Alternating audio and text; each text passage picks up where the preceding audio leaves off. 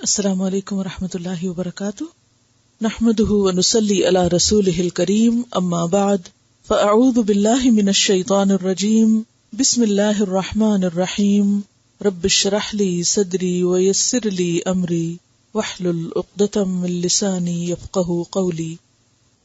سبق نمبر 169، آیت نمبر 25 سے 37 تک، لیسن نمبر 169، آیت 25 to 37۔ لفظی ترجمہ: ان الذین، بے شک وہ لوگ، کفروا، جنہوں نے کفر کیا، ویصدون، اور وہ روکتے ہیں، عن سبیل اللہ، اللہ کے راستے سے، والمسجد الحرام، اور مسجد حرام سے، الذی، وہ جو، جعلناہ، بنایا ہم نے اس کو، للناس، لوگوں کے لیے، سواء، برابر ہیں، العاکف فیہ، اس میں رہنے والے، مقیم، والباد، اور باہر سے آنے والے، ومن یرد، اور جو کوئی چاہے گا، ارادہ کرے گا، فیہ، اس میں،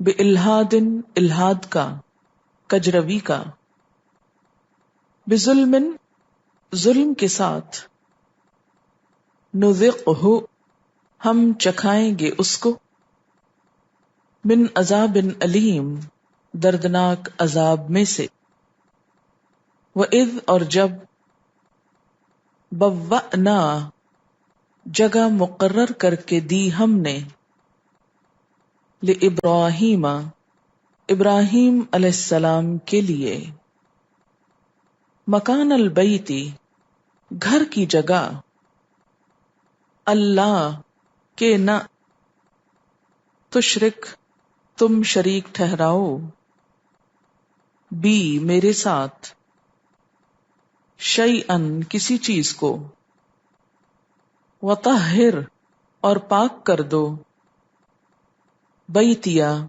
میرے گھر کو، للطائفین، طواف کرنے والوں کے لیے، والقائمین، اور کھڑے رہنے والوں کے لیے، والرکع السجود، اور رکوع سجدے کرنے والوں کے لیے، وأذن، اور اعلان کر دو، فی الناس، لوگوں میں، بالحج، حج کا، یأتوک، آئیں گے تیرے پاس، رجالاً، پیدل، وعلا، اور اوپر، کل، ہر، دامرن، لاغر اونٹ کے، یأتینا، آئیں گے، من کل فج عمیق، ہر کشادہ دور کے راستے سے، فج، کشادہ راستہ، عمیق، دور کا، لیشہدوا، تاکہ وہ حاضر ہوں، منافع، فائدوں کو، لہم، اپنے لیے، یعنی اپنے یا واسطے ان کے، وَيَذْكُرُوا، اور ذکر کریں، نام لیں، اسم اللہ، اللہ کا نام، فی ایام معلومات، معلوم دنوں میں، علی، اوپر، ما، جو، رزقہم، اس نے رزق دیا ان کو، من بہیمۃ الانعام، مویشی جانوروں میں سے، چوپائے کی قسم میں سے، فکلوا، پس کھاؤ، منہا، اس میں سے، وَأَطْعِمُوا، اور کھلاؤ، البائس، بھوکے کو، الفقیر، محتاج کو، ثم لیقضوا، پھر چاہیے کہ دور کریں، تفثہم، اپنا میل، ولیوفوا، اور چاہیے کہ پورا کریں، نذورہم اپنی نظروں کو، ولیطوفوا اور چاہیے کہ طواف کریں، بالبیت العتیق قدیم گھر کا، ذالک بات یہ ہے، ومن یعظم اور جو تعظیم کرے گا، حرمات اللہ اللہ کی حرمتوں کی، فہو تو وہ، خیر اللہ بہتر ہے اس کے لیے، عند ربہ اس کے رب کے نزدیک، وَأُحِلَّتْ لَكُمْ اور حلال کیے گئے تمہارے لیے، الانعام چوپائے، الا مگر، ما جو، یتلا پڑھے جا چکے ہیں، علیکم تم پر، فاجتنبوا پس بچو،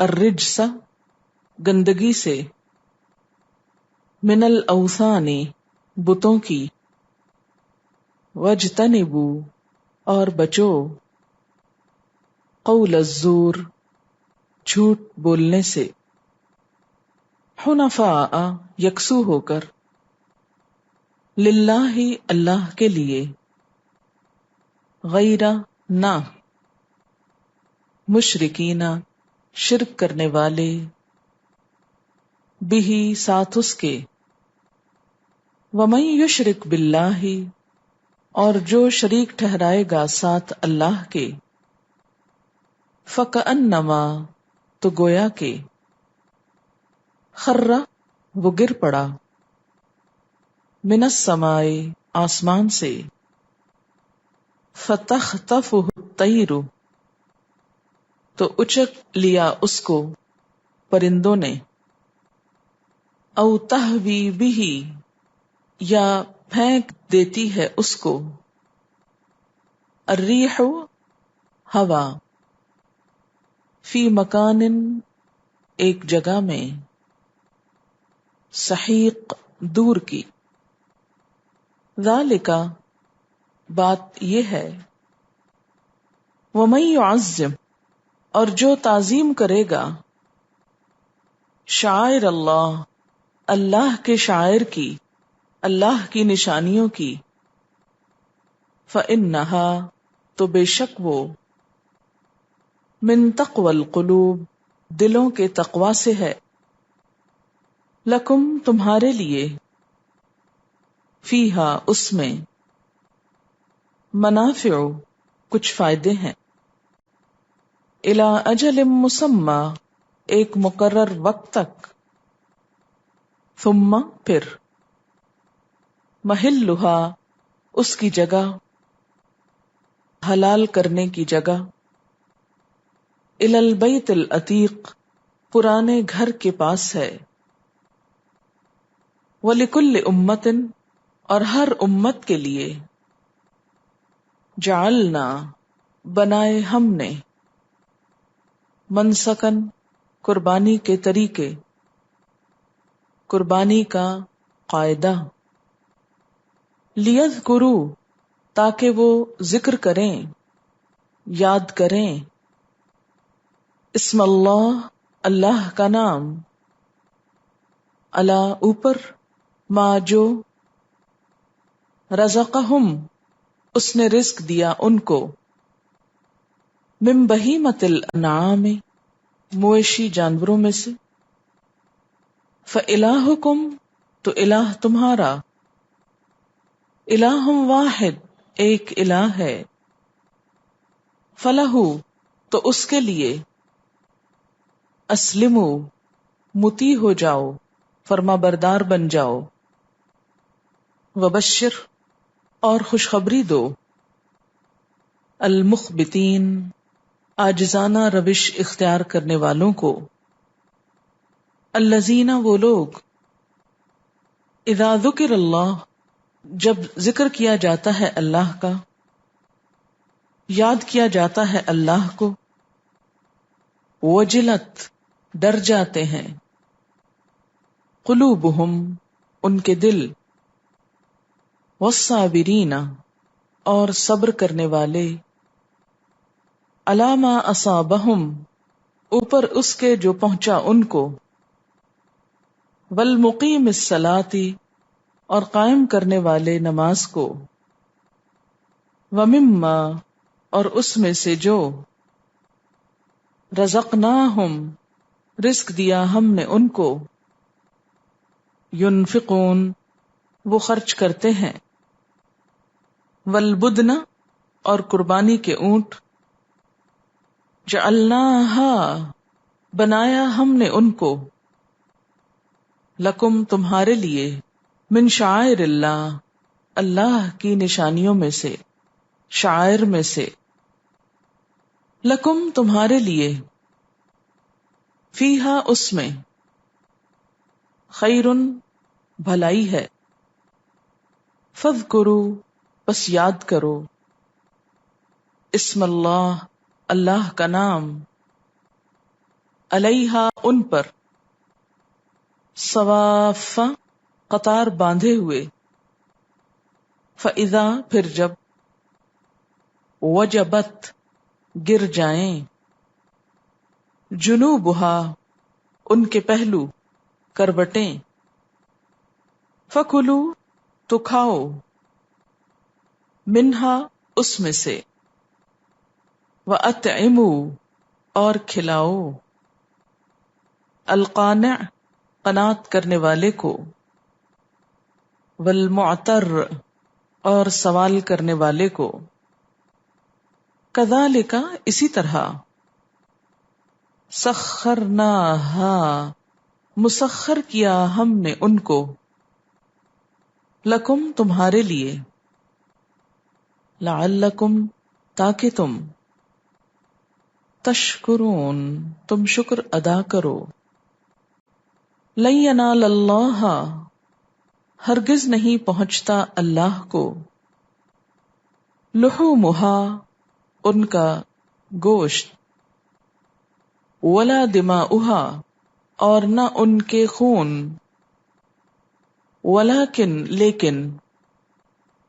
ینالہ التقوی پہنچتا ہے اس کو تقوی، منکم تم میں سے، کذالک اسی طرح، سخرہا اس نے مسخر کیا اس کو، لکم تمہارے لیے، لتکبروا اللہ تاکہ تم بڑائی بیان کرو اللہ کی، علی ما ہداکم اوپر اس کے جو اس نے ہدایت دی تم کو، وبشر المحسنین اور خوشخبری دے دو، بے شک وہ لوگ جنہوں نے کفر کیا، اشارہ ہے اہل مکہ کی طرف، وَيَصُدُّونَ عَن سَبِيلِ اللَّهِ اور وہ روکتے ہیں اللہ کے راستے سے، سبیل سے مراد یہاں دین ہے، یعنی اللہ کے دین کی طرف آنے سے لوگوں کو روکتے ہیں، وَالْمَسْجِدِ الْحَرَامِ اور مسجد حرام سے،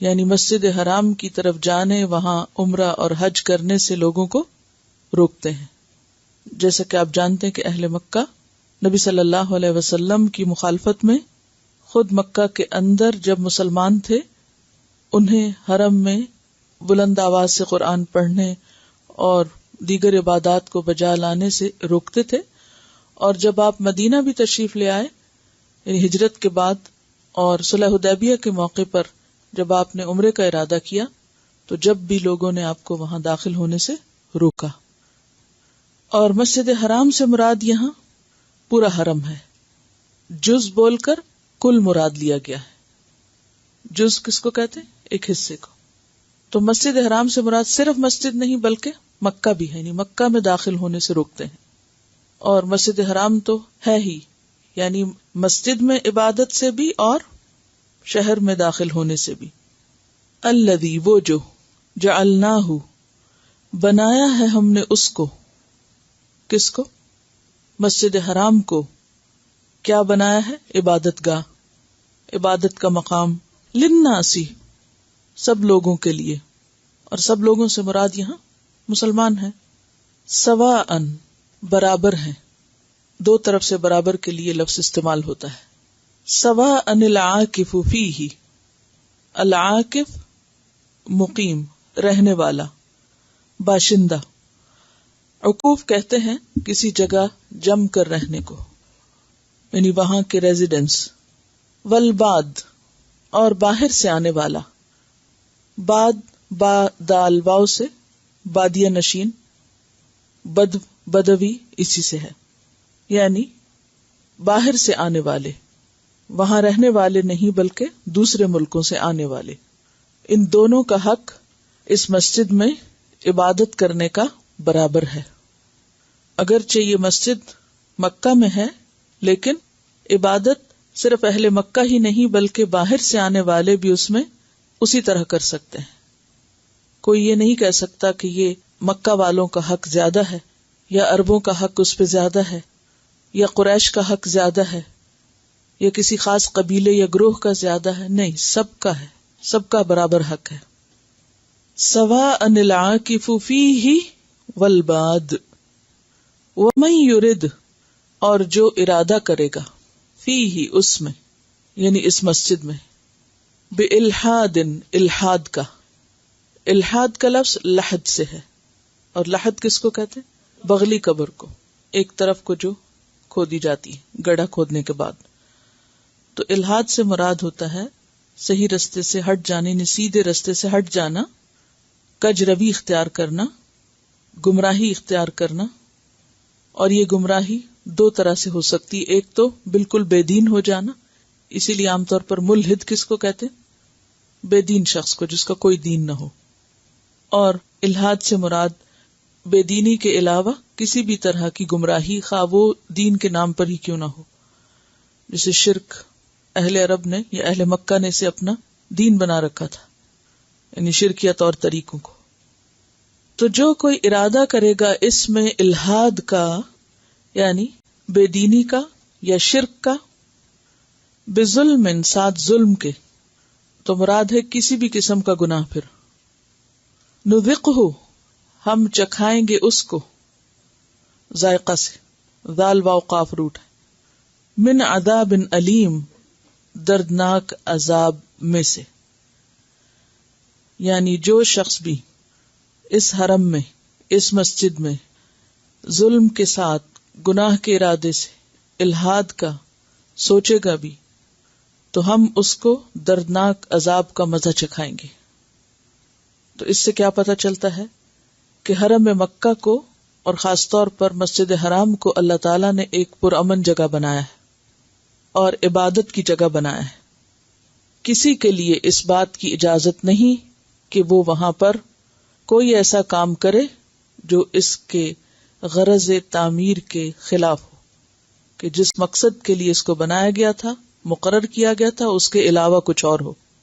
اسی لیے آپ دیکھتے ہیں کہ الحاد اور گناہ کے کام اور ظلم و ستم کے کام تو دور کی بات، وہاں کے جانوروں، انسانوں یعنی عبادت کرنے والوں، دیگر رہنے والوں اور جانوروں اور دیگر مخلوق کو تکلیف دینا منع ہے. حتیٰ کہ پودے اکھیڑنا، گھاس توڑنا بھی منع ہے سوائے اذخر کے. نہ وہاں فوج کشی کی اجازت ہے. قرآن مجید میں آتا ہے ابرہہ کے لشکر کے بارے میں سورۃ الفیل میں، کہ اس نے ارادہ کیا تھا کعبہ کو ڈھانے کا، تو اس کے ساتھ کیا ہوا؟ الم تر کیف فعل ربک باصحاب الفیل الم یجعل کیدہم فی تضلیل وارسل علیہم طیرا ابابیل ترمیہم بحجارۃ من سجیل فجعلہم کعصف مأکول. تو یہ اس کی ایک جیتی جاگتی مثال ہے کہ جس نے ارادہ کیا اس گھر کو نقصان پہنچانے کا، وہاں فساد کرنے کا، لوگوں کو بے راہ کرنے کا، تو اللہ تعالیٰ اس سے خود نپٹیں گے. جس نے ارادہ کیا اس کی خبر اللہ نے خود لی، اور آئندہ بھی اگر کوئی ایسا ارادہ کرے گا تو اس گھر کی حفاظت اللہ کے ذمہ ہے. لہذا نہ وہاں فوج کشی کی اجازت ہے، نہ کسی لڑائی جھگڑے کی، قتل و غارت کی، حتیٰ کہ بغیر ضرورت کے ہتھیار اٹھانا بھی وہاں منع ہے، کہ ہتھیار اٹھا کے چل نہیں سکتے. اگر کوئی مجرم بھی حرم میں آ کے پناہ لے لے تو وہاں اس کو اس کا انتقام لینے والا پکڑ نہیں سکتا یا مار نہیں سکتا. وہاں کے جانور بھی محفوظ ہیں، نہ ان کا شکار کیا جا سکتا ہے، نہ شکار کے لیے ہانکا جا سکتا ہے. یہ بھی نہیں کر سکتے کہ وہاں سے ان کو ڈرا دھمکا کے یا بھگا کے باہر لے جائیں حرم کے تاکہ پکڑ سکیں. ان کو بھی خوف زدہ کرنا منع ہے. پھر اسی طرح پودے، درخت وغیرہ، یہاں تک کہ مکہ میں کوئی گری پڑی چیز اٹھانا بھی منع ہے، الا یہ کہ کوئی اٹھانے والا مالک کو پہچانتا اور وہ اس تک پہنچا دے. فرمایا کہ جو یہاں پر الحاد کا، ظلم کے ساتھ ارادہ کرے گا، کوئی بھی گناہ کا کام یا ظلم کا یا بے دینی کا یا زیادتی کا یا شرک کا کام کرے گا تو اللہ تعالی کی طرف سے اس کی پکڑ ہو جائے گی. اور پھر خاص طور پر لوگوں کو یہاں عبادت سے روکنا اور ان کی عبادت میں کسی قسم کی مداخلت کرنا یا خلل اندازی کرنا یہ بھی منع ہے. البقرہ 217 میں آپ پڑھ چکے ہیں، وَصَدٌّ عَن سَبِيلِ اللَّهِ وَكُفْرٌ بِهِ وَالْمَسْجِدِ الْحَرَامِ وَإِخْرَاجُ أَهْلِهِ مِنْهُ أَكْبَرُ عِندَ اللَّهِ. یہ سب کیا ہے؟ کبیرہ گناہ ہے.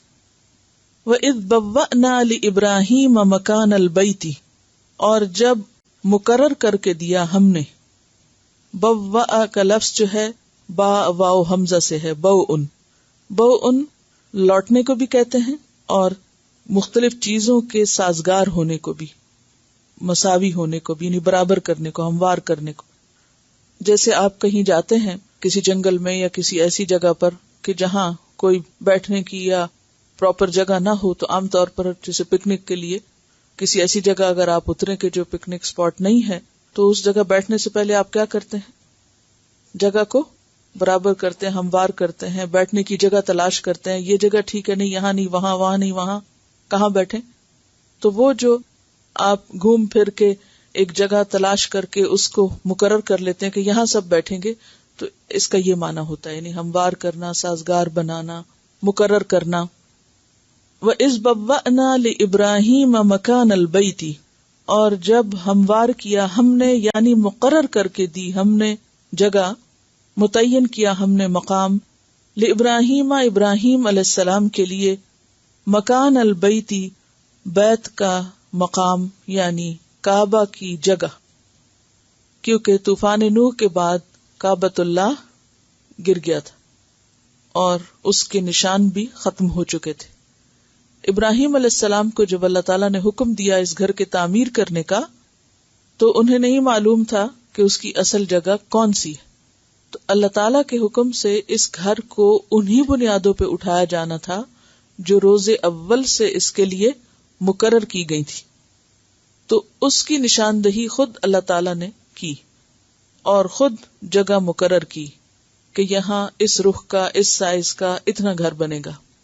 تو اس کی طرف اشارہ ہے، یعنی گھر کی تعمیر، اور تعمیر بھی عبادت کی غرض سے، اور اس کے لیے اللہ نے خود مقام مقرر کیا. وَإِذْ بَوَّأْنَا لِإِبْرَاهِيمَ مَكَانَ الْبَيْتِ، اور غرض تعمیر کیا تھی؟ اللہ تشرک بی شیئا، کہ نہ تم شریک کرنا میرے ساتھ کسی بھی چیز کو. یہ گھر کس لیے بناؤ؟ کہ یہاں شرک نہ ہو. آپ جانتے ہیں کہ ابراہیم علیہ السلام عراق کے رہنے والے تھے اور وہاں نمرود کی بادشاہت تھی، وہاں کا سرکاری مذہب شرک تھا. ابراہیم علیہ السلام نے اپنے گھر بار، رشتہ داروں، خاندان کو توحید کی خاطر چھوڑا اور اللہ کے حکم سے اس علاقے سے ہجرت کی، اور اس کے بعد انہیں اس گھر کے تعمیر کرنے کا اللہ تعالیٰ نے اعزاز بخشا اور ان کی اس طرف رہنمائی کی. وہ یہاں پر پہنچے اور پہلے اپنے بیوی بچے کو وہاں چھوڑا، بسایا، اور پھر اس کے بعد دوبارہ وہاں جا کر یہ گھر تعمیر کیا جب بچہ جوان ہو گیا، ان کا مددگار بن گیا. تو اس وقت ان دونوں کو ہی پھر حکم ہوا تھا کہ میرے گھر کو پاک صاف رکھنا. اور یہاں بھی یہی حکم ہے، وَطَهِّرْ بَيْتِيَ لِلطَّائِفِينَ، اور پاک رکھو میرے گھر کو طواف کرنے والوں کے لیے، وَالْقَائِمِينَ، اور قیام کرنے والوں کے لیے، وَالرُّكَّعَ، اور رکوع کرنے والوں کے لیے، السجود، سجدہ کرنے والوں کے لیے. طائفین طائف کی جمع ہے، قائمین قائم کی، اور رکع راکع کی، اور سجود ساجد کی. یعنی جو لوگ عبادت کی غرض سے اس گھر میں آئیں تو وہ اس گھر کو پاک صاف پائیں، اور پاکیزگی یہاں حسی اور مانوی دونوں طرح کی ہے، یعنی بتوں سے بھی پاک کرنا، شرک سے پاک کرنا، اور گندگی اور نجاست ہر طرح کی ان سب سے پاک کرنا۔ سورۃ البقرہ آیت 125 میں آتا ہے وَأَعِدْنَا إِلَىٰ إِبْرَاهِيمَ وَإِسْمَاعِيلَ أَن طَهِّرَا بَيْتِيَ لِلطَّائِفِينَ وَالْعَاكِفِينَ وَالرُّكَّعِ السُّجُودِ، اور ہم نے ابراہیم اور اسماعیل دونوں سے عہد لیا تھا، کس بات کا؟ کہ تم دونوں میرے گھر کو پاک رکھنا، طواف کرنے والوں کے لیے، اعتکاف کرنے والوں کے لیے، رکوع اور سجود کرنے والوں کے لیے۔ یہاں باقی تو 3 وہی لفظ ہیں، لیکن عاکفین کی جگہ قائمین ہے، تو قائمین نماز کا قیام بھی ہو سکتا ہے اور وہاں جم کے رہ کے عبادت کرنا بھی ہو سکتا ہے، مقیمین کے معنوں میں، یعنی اعتکاف کے لیے بھی۔ تو اس سے کیا پتہ چلتا ہے کہ بیت اللہ کی تعمیر اللہ کے حکم سے ہوئی، اللہ تعالیٰ نے اس جگہ کا انتخاب کیا، اس کی رہنمائی اللہ نے خود کی، اس کا مقصد بھی بتایا، اور پھر اس کے بعد وہاں کیا کام ہوں گے وہ بھی بتا دیے، اور اس کے ساتھ ساتھ اس کی طہارت اور پاکیزگی کا بھی حکم دیا۔ اور جیسے کہ ہم جانتے ہیں کہ ہمارے دین میں عبادت کے لیے پاکیزگی، صفائی اور ستھرائی بے حد ضروری ہے، اس کے بغیر عبادت کا تصور ہی نہیں۔ وَأَذِّن فِي النَّاسِ بِالْحَجِّ، اور پکارو لوگوں کو، اعلان کرو لوگوں میں، بالحج، حج کا۔ یہ حکم دیا گیا ابراہیم علیہ السلام کو اللہ تعالی کی طرف سے جب خانہ کعبہ کی تعمیر ہو چکی۔ یأتوکا، وہ آئیں گے تیرے پاس، رجالن، پیدل، راجل کی جمع، رجل پاؤں کو کہتے ہیں نا، رجل تو مرد کو کہتے ہیں، اور رجل روٹ ایک ہی ہے، رے جیم لام، لیکن اعراب کے فرق سے معنی فرق ہوگے۔ رجلن کہتے ہیں پاؤں کو، اور راجل پاؤں چلنے والا، پیدل چلنے والا۔ آئیں گے تیرے پاس پیدل چل کے، کس کام کے لیے؟ حج کرنے کے لیے۔ وَعَلَىٰ، اور اوپر، کل دامرن، ہر دبلے اونٹ کے۔ دامر کا لفظ دواد میم رے سے ہے۔ دمرہ کا معنی ہوتا ہے دبلا ہونا، ادمرہ کا معنی ہوتا ہے چھپانا، اسی سے لفظ ضمیر نکلا ہے، ضمیر متصل اور ضمیر منفصل، اور آپ کے اندر بھی ایک ضمیر ہے۔ تو ضمیر ہوتا ہے راز، پوشیدہ خیال، یعنی وہ چیز جو دل کے اندر ہے، اندر ہی اندر آپ کے جو جنگ ہوتی ہے، جس کا آپ ہی کو پتا ہوتا ہے، کسی دوسرے کو نہیں، یعنی جو آپ کو وارن کرتا ہے مختلف غلط کاموں پر، تو وہ چھپا ہوا ہوتا ہے نا، تو اس لیے اس کو ضمیر کہتے ہیں۔ اور ضمیر جو ہم لغت میں استعمال کرتے ہیں تو وہ بھی انسان کے نام کی جگہ استعمال ہوتی ہے، یعنی کسی کا نام اگر نہ لینا ہو تو اس نے کہا، اس نے کہا، وہ لوگ ایسے ہیں، یہ لوگ ایسے ہیں، تو یہ کیا ہے، آپ کیا کر رہے ہیں؟ چھپا رہے ہیں نا ان کی اصلیت کو، تو اس کی جگہ کیا استعمال کر رہے ہیں؟ ضمیر استعمال کر رہے ہیں۔ تو دامر دبلے اور پتلے کے لیے استعمال ہوتا ہے۔ علی کل دامرن، مراد یہاں دبلے اونٹ ہیں کہ جن کے پیٹ اندر لگ گئے ہوں چل چل کے، اور جن کی کمر پتلی ہو گئی ہو سامان اٹھا اٹھا کے۔ وعلی کل دامرن، یعنی طویل سفر کی وجہ سے جو اونٹ بالکل لاغر ہو چکے ہوں، ان کی طرف اشارہ ہے کہ لوگ ہر حال میں آئیں گے، طویل سفر کر کے آئیں گے، اتنے سفر کریں گے کہ ان کے اونٹ کمزور ہو چکے ہوں گے۔ یأتینا، آئیں گے، من کل فجن، ہر راستے سے۔ اور فج کون سا راستہ ہوتا ہے؟ فج کس کو کہتے ہیں؟ 2 پہاڑوں کے درمیان کشادہ راستہ، وادیاں، اور یہاں مراد راستہ ہے عمیق، گہرے۔ عمیق کا لفظ جو ہے عین میم قاف سے، عمق گہرائی کو کہتے ہیں۔ جو چیز گہری ہوتی ہے وہ انسان کی پہنچ سے دور ہوتی جاتی ہے، یا نہیں؟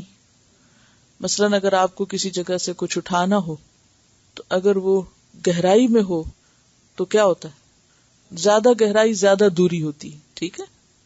تو فجن عمیق سے مراد گہرا راستہ نہیں، گہرے سے مراد یہاں دور کا ہے۔ ویسے بھی اگر آپ دیکھیں تو زمین جو ہے وہ جس شکل میں ہے تو اس میں جو دور کے علاقے ہیں وہ کس طرح ہوتے ہیں؟ ایک طرح سے نیچے کو چلتے چلے جاتے ہیں۔ اگر آپ گلوب کو دیکھیں تو مکہ جو ہے وہ جس مقام پر ہے وہ ایک طرح سے وسط ہے، درمیانی جگہ ہے، اور کچھ علاقے اسے بالکل نچلی طرف کو ہیں، کچھ اوپر کی طرف کو ہے، تو اس سے مراد دور دراز علاقے ہیں، یعنی گہرائی میں. جب کعبہ کی تعمیر ہو گئی تو اللہ تعالیٰ نے حضرت ابراہیم کو حکم دیا کہ لوگوں میں اب حج کے لیے اعلان عام کر دیں کہ وہ یہاں حج کے لیے آئیں. حضرت ابراہیم علیہ السلام نے عرض کیا کہ یا اللہ، میری آواز کون سنے گا؟ میں اس بیابان وادی میں لوگوں کو پکاروں، میری آواز ان تک کہاں پہنچے گی؟ تو اللہ تعالیٰ نے فرمایا تم اعلان کرو، آواز پہنچانا میرا کام ہے. تو ابراہیم علیہ السلام نے ایک پہاڑ پہ چڑھ کر پکارا کہ لوگو، اللہ نے تم پر حج فرض کیا ہے، لہذا حج کو آؤ. اور اللہ تعالیٰ نے ہر اس شخص اور روح تک یہ آواز پہنچا دی جس کے لیے حج مقدر تھا، اور اس روح نے اس پر لبیک کہہ دیا. تو جس نے لبیک کہا ہوا ہے وہ پہنچ کے رہے گا جیسے بھی. اسی لیے آپ نے دیکھا ہوگا کہ بعض اوقات لوگوں کے وسائل بالکل ایسے نہیں ہوتے اور کوئی امکانات بھی نہیں ہوتے کہ اچانک حج کا ایک سلسلہ بن جاتا ہے، یا اللہ تعالیٰ دل میں ڈال دیتا ہے اور انسان کے اندر ایک شوق اور تڑپ لگ جاتی، انسان دعائیں مانگنے لگتا ہے، پھر اللہ تعالیٰ راستے بھی بنا دیتا ہے. کیونکہ ویسے بھی شوق اور محبت کا سفر ہے تو وہ یہی دیکھتا ہے کہ کون کس جذبے سے آتا ہے. ابن ابی حاتم نے ابن عباس سے روایت کیا ہے کہ جب حضرت ابراہیم علیہ السلام کو فرضیت حج کے بعد اعلان کا حکم ہوا تو انہوں نے عرض کیا کہ یہاں تو جنگلی میدان ہے، کوئی سننے والا نہیں، جہاں آبادی ہے، جہاں لوگ رہتے ہیں، وہاں میری آواز کیسے پہنچے گی؟ تو اللہ تعالیٰ نے فرمایا کہ آپ کی ذمہ داری صرف اعلان کرنے کی ہے، دنیا میں پہنچانے اور پھیلانے کی ذمہ داری ہماری ہے. تو پھر ابراہیم علیہ السلام نے، بعض روایات میں آتا ہے کہ جبل ابی قبیس پہ چڑھ کے، پہاڑ پہ چڑھ کے اعلان کیا. انہوں نے دائیں بائیں آگے پیچھے یعنی چاروں طرف پکارا کہ لوگوں تم پر اللہ نے حج فرض کیا ہے، اور اللہ تعالیٰ نے ان کی یہ آواز پہنچا دی جس تک پہنچانی تھی.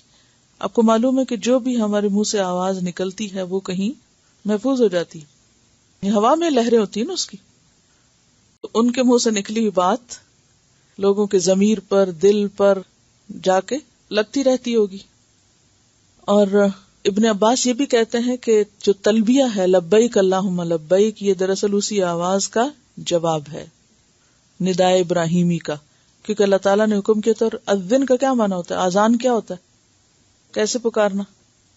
بس بیٹھے بیٹھے کہہ دینا. اذان ہوتی ہے بلند آواز سے اعلان کرنا. تو اس سے کیا بات پتہ چلتی ہے، کیا سمجھ میں آتا ہے؟ جو اللہ حکم دیتے ہیں، اللہ تعالیٰ جس بات کا حکم دیتے ہیں، وہ ہماری عقل کو لگے یا نہ لگے ہمیں کر دینا چاہیے. باقی کیا ہے پھر اس کی ذمہ داری، وہ جانے، اس کا کام جانے. ہم نے اپنا فرض پورا کر دیا. اور بہت سے احکامات اگر عقل میں نہ بھی سمائیں، کیونکہ بہت سی چیزیں جب ہم کرنے لگتے ہیں دین کی تو ہم کہتے ہیں کیا فائدہ ہوگا، کیا حاصل ہوگا، کیا نتیجہ نکلے. کوئی نتیجہ نکلے گا بھی یا نہیں نکلے گا؟ اس کا کوئی نتیجہ نہیں نکلنے والا، یہ بیکار کام ہے. لیکن اللہ کا وعدہ ہے کہ اللہ محسنین کا اجر ضائع نہیں کرتا. آپ نیک نیتی کے ساتھ، خیر خواہی کے ساتھ، دل و جان کے ساتھ اللہ کے احکام کی پیروی کرتے جائیں، جو حکم ملا ہے نبھاتے جائیں، اور نتائج اللہ پہ چھوڑ دیں. جتنا اخلاص ہوگا اور جتنی تڑپ ہوگی اس کے حساب سے اللہ تعالیٰ اس میں برکت ڈال دے گا. ابراہیم علیہ السلام نے یہ دعا بھی مانگی تھی نا، فَجْعَلْ أَفْئِدَةً مِّنَ النَّاسِ تَهْوِي إِلَيْهِمْ، اللہ لوگوں کے دلوں کو اس گھر کی طرف مائل کر دے. تو صرف پکارا نہیں بلکہ دعا بھی مانگی کہ یا اللہ یہ گھر تو بنا دیا ہے، اب اس کی طرف تو خود ہی لوگوں کا دل موڑ دے. اور پھر آپ دیکھیں کہ لوگوں کے آنے کے جو طریقے ہیں ان کو خاص طور پر یہاں ذکر کیا گیا، جو آنے والوں کے شوق، کوشش اور قربانی پر دلیل ہے کہ وہ پیدل بھی آئیں گے. یعنی جس کے پاس سواری نہیں ہوگی لیکن شوق ہوگا اور وہ پیدل چل کے پہنچ سکتا ہوگا تو وہ پیدل بھی پہنچے گا. اب آپ دیکھیے کہ مکہ کے آس پاس قریب میں کوئی آبادی نہیں تھی اور عرصہ دراز تک پیدل حج ہوتے رہے. یعنی 6 مہینے اور سال کے لوگ سفر کرتے تھے، پیدل جاتے اور پیدل آتے. بعض لوگوں کے پاس اونٹ اور گھوڑے اب یہ باقی سواریاں تو کچھ ہی عرصہ پہلے شروع ہوئی ہیں. یہ کہتے ہیں کہ 2002 میں یہ گئی ہیں حج پہ، اور ان کی ملاقات کچھ ایسے لوگوں سے ہوئی کہ جو اپنے علاقوں سے پیدل آئے تھے. 4-6 مہینے پہلے سفر شروع کر کے وہ حج پہ پہنچے اور ساتھ اپنے کھانے کا سامان اور ضروریات لے کے چلے. اور مکہ سے پھر عرفہ اور منا، اور یہ تو اب بھی بہت سے لوگ مناسک حج جو ہے وہ پیدل ادا کرتے ہیں. شاید آپ میں سے بھی کسی کو اتفاق ہوا ہو. وَعَلَى كُلِّ دَامِرٍ يَأْتِينَ مِن كُلِّ فَجٍّ عَمِيقٍ، کہ وہ آئیں گے پیدل بھی، دبلے اونٹوں پر بھی، اور دور دراز کے راستوں سے. یعنی شوق ان کو یہاں لے آئے گا، وہ پہنچیں گے. تم اس کی فکر نہ کرو کہ یہ گھر کیسے آباد ہوگا. اس میں ہم سب کے لیے ایک بہت بڑا سبق ہے کہ جب بھی ہم کوئی کام اللہ کے نام پر شروع کریں، اللہ کی خاطر شروع کریں، تو اس میں مکمل بھروسہ اللہ ہی پر کریں. ہمارا کام کیا ہے؟ اللہ کے حکم کی تعمیل. اور پھر اس کو کون سنتا ہے، کون لبیک کہتا ہے، کون ساتھ دیتا ہے، کون نہیں دیتا، یہ اللہ کا کام. باقی کام اس کا ہے. وہ دلوں کو اس طرف پھیرنے والا ہے، وہ موڑنے والا ہے، وہ برکتیں ڈالنے والا ہے. دین کا کام، اور خاص طور پر اللہ کے دین کی تبلیغ کا کام، یہ دنیا کے کسی بھی کام سے بالکل مختلف کام ہے. دنیا کے کام جب تک پورے وسائل نہ ہو عام طور پہ شروع نہیں کیے جا سکتے، پورے نہیں ہوتے، انسان کر نہیں سکتا. لیکن دین کا کام اگر اخلاص سے شروع کیا جائے اور صرف یہ سوچ کر کہ یہ وقت کی ایک ضرورت ہے، اسے کرنا ہی چاہیے، تو خواہ وسائل نہ بھی ہوں یا بہت تھوڑے ہوں، اللہ تعالیٰ ان تھوڑے وسائل میں بھی بہت برکت ڈال دیتا ہے. لیکن اگر دین کا کام شروع کر کے جھگڑے اور فساد کیے جائیں تو سب بے برکتی ہو جاتی، برکتیں ختم ہو جاتی ہیں، رحمتیں دور ہو جاتی ہیں. تو اس کام کی نیچر یا اس کا تقاضا مختلف ہے. اس میں وسائل کی کمی سے نہیں ڈرنا چاہیے، اپنے آپ سے اور اپنے نفس کے شر سے ڈرنا چاہیے کہ کہیں میری نیت کی خرابی یا کہیں میرے اخلاص کی کمی اس کام کو نقصان نہ دے. اور جہاں تک وسائل کی بات ہے تو وہ تو سب اللہ کے ہاتھ میں. وَلِلَّهِ مِيرَاثُ السَّمَاوَاتِ وَالْأَرْضِ، سارے خزانے اس کے پاس ہیں. پھر فرمایا لِيَشْهَدُوا مَنَافِعَ لَهُمْ، تاکہ وہ دیکھیں، حاضر ہوں. منافع منفعت کی جمع، نفع دیکھیں، لہم جو ان کے لیے ہے. یعنی اللہ نے اس بیابان میں یہ گھر جو بنایا ہے یہ ایک مقصد کے لیے بنا ہے، اور اس میں بہت برکتیں رکھی ہیں. جیسے کہ ایک اور جگہ پر آتا ہے نا کہ مبارکن کا لفظ آتا ہے شاید. بہرحال تو وہ برکتیں اور وہ فائدے جو اللہ نے اس گھر میں وہاں رکھے ہیں اور اس کے آس پاس کی زمین پہ رکھے ہیں، اللہ تعالیٰ چاہتے یہ ہیں کہ لوگ یہاں پہنچیں اور ان سے فائدہ اٹھائیں. یہ فائدے دو طرح کے ہیں، دینی بھی اور دنیاوی بھی. دینی فائدے کیا ہیں؟ کہ انسان وہاں پہنچ کر اپنا ایک فریضہ ادا کرتا ہے. حج جو ہے فرض عبادت ہے. پھر اس فریضے میں جتنے بھی مناسک ہیں، مثلا طواف کا موقع ہے یا رمی جمار ہے یا وقوف عرفہ ہے، ان سب مقامات پر دعائیں قبول ہوتی ہیں. پھر زمزم کا پینا انسان کے لیے ایک طرف روحانی فائدہ اپنے اندر رکھتا ہے، دوسری طرف جسمانی صحت کا سبب بھی ہے. وہ زمزم پیتے ہوئے دعا کرنا جو ہے وہ بھی قبول ہوتا ہے. ایک ایک نماز کا ثواب 1,00,000 نمازوں کے برابر ہو جاتا ہے. کتنا بڑا دینی فائدہ ہے. دنیاوی فائدوں میں آپ دیکھیے کہ انسان کی معلومات میں بے پناہ اضافہ ہوتا ہے، کیونکہ اس کا جو واسطہ ہے وہ مختلف طرح کے لوگوں سے پڑتا ہے. بہت سے کلچر، بہت سے رنگ، زبانیں، لوگوں کے رہن سہن کے طریقے، یہ سب کچھ انسان وہاں دیکھتا ہے اور سیکھتا ہے ان سے. اس کے ذہن میں وسعت آتی ہے. جب انسان کسی ایک ہی جگہ پر رہتا ہے تو اس کا حساب ایسا ہو جاتا ہے جیسے وہ اردو میں ایک محاورہ ہے، کنویں کا مینڈک. کنویں کا مینڈک یہ سمجھتا ہے کہ دنیا جو ہے وہ کہاں ہے، بس کنویں میں. اور ایک ہے سمندر میں رہنے والے یعنی جانور. تو اب جو وسعت اور گہرائی سمندر کے اندر، وہ کنویں کے اندر تو نہیں. لیکن جس نے سمندر دیکھا نہ ہو تو وہ کنویں پہ ہی خوش رہتا ہے.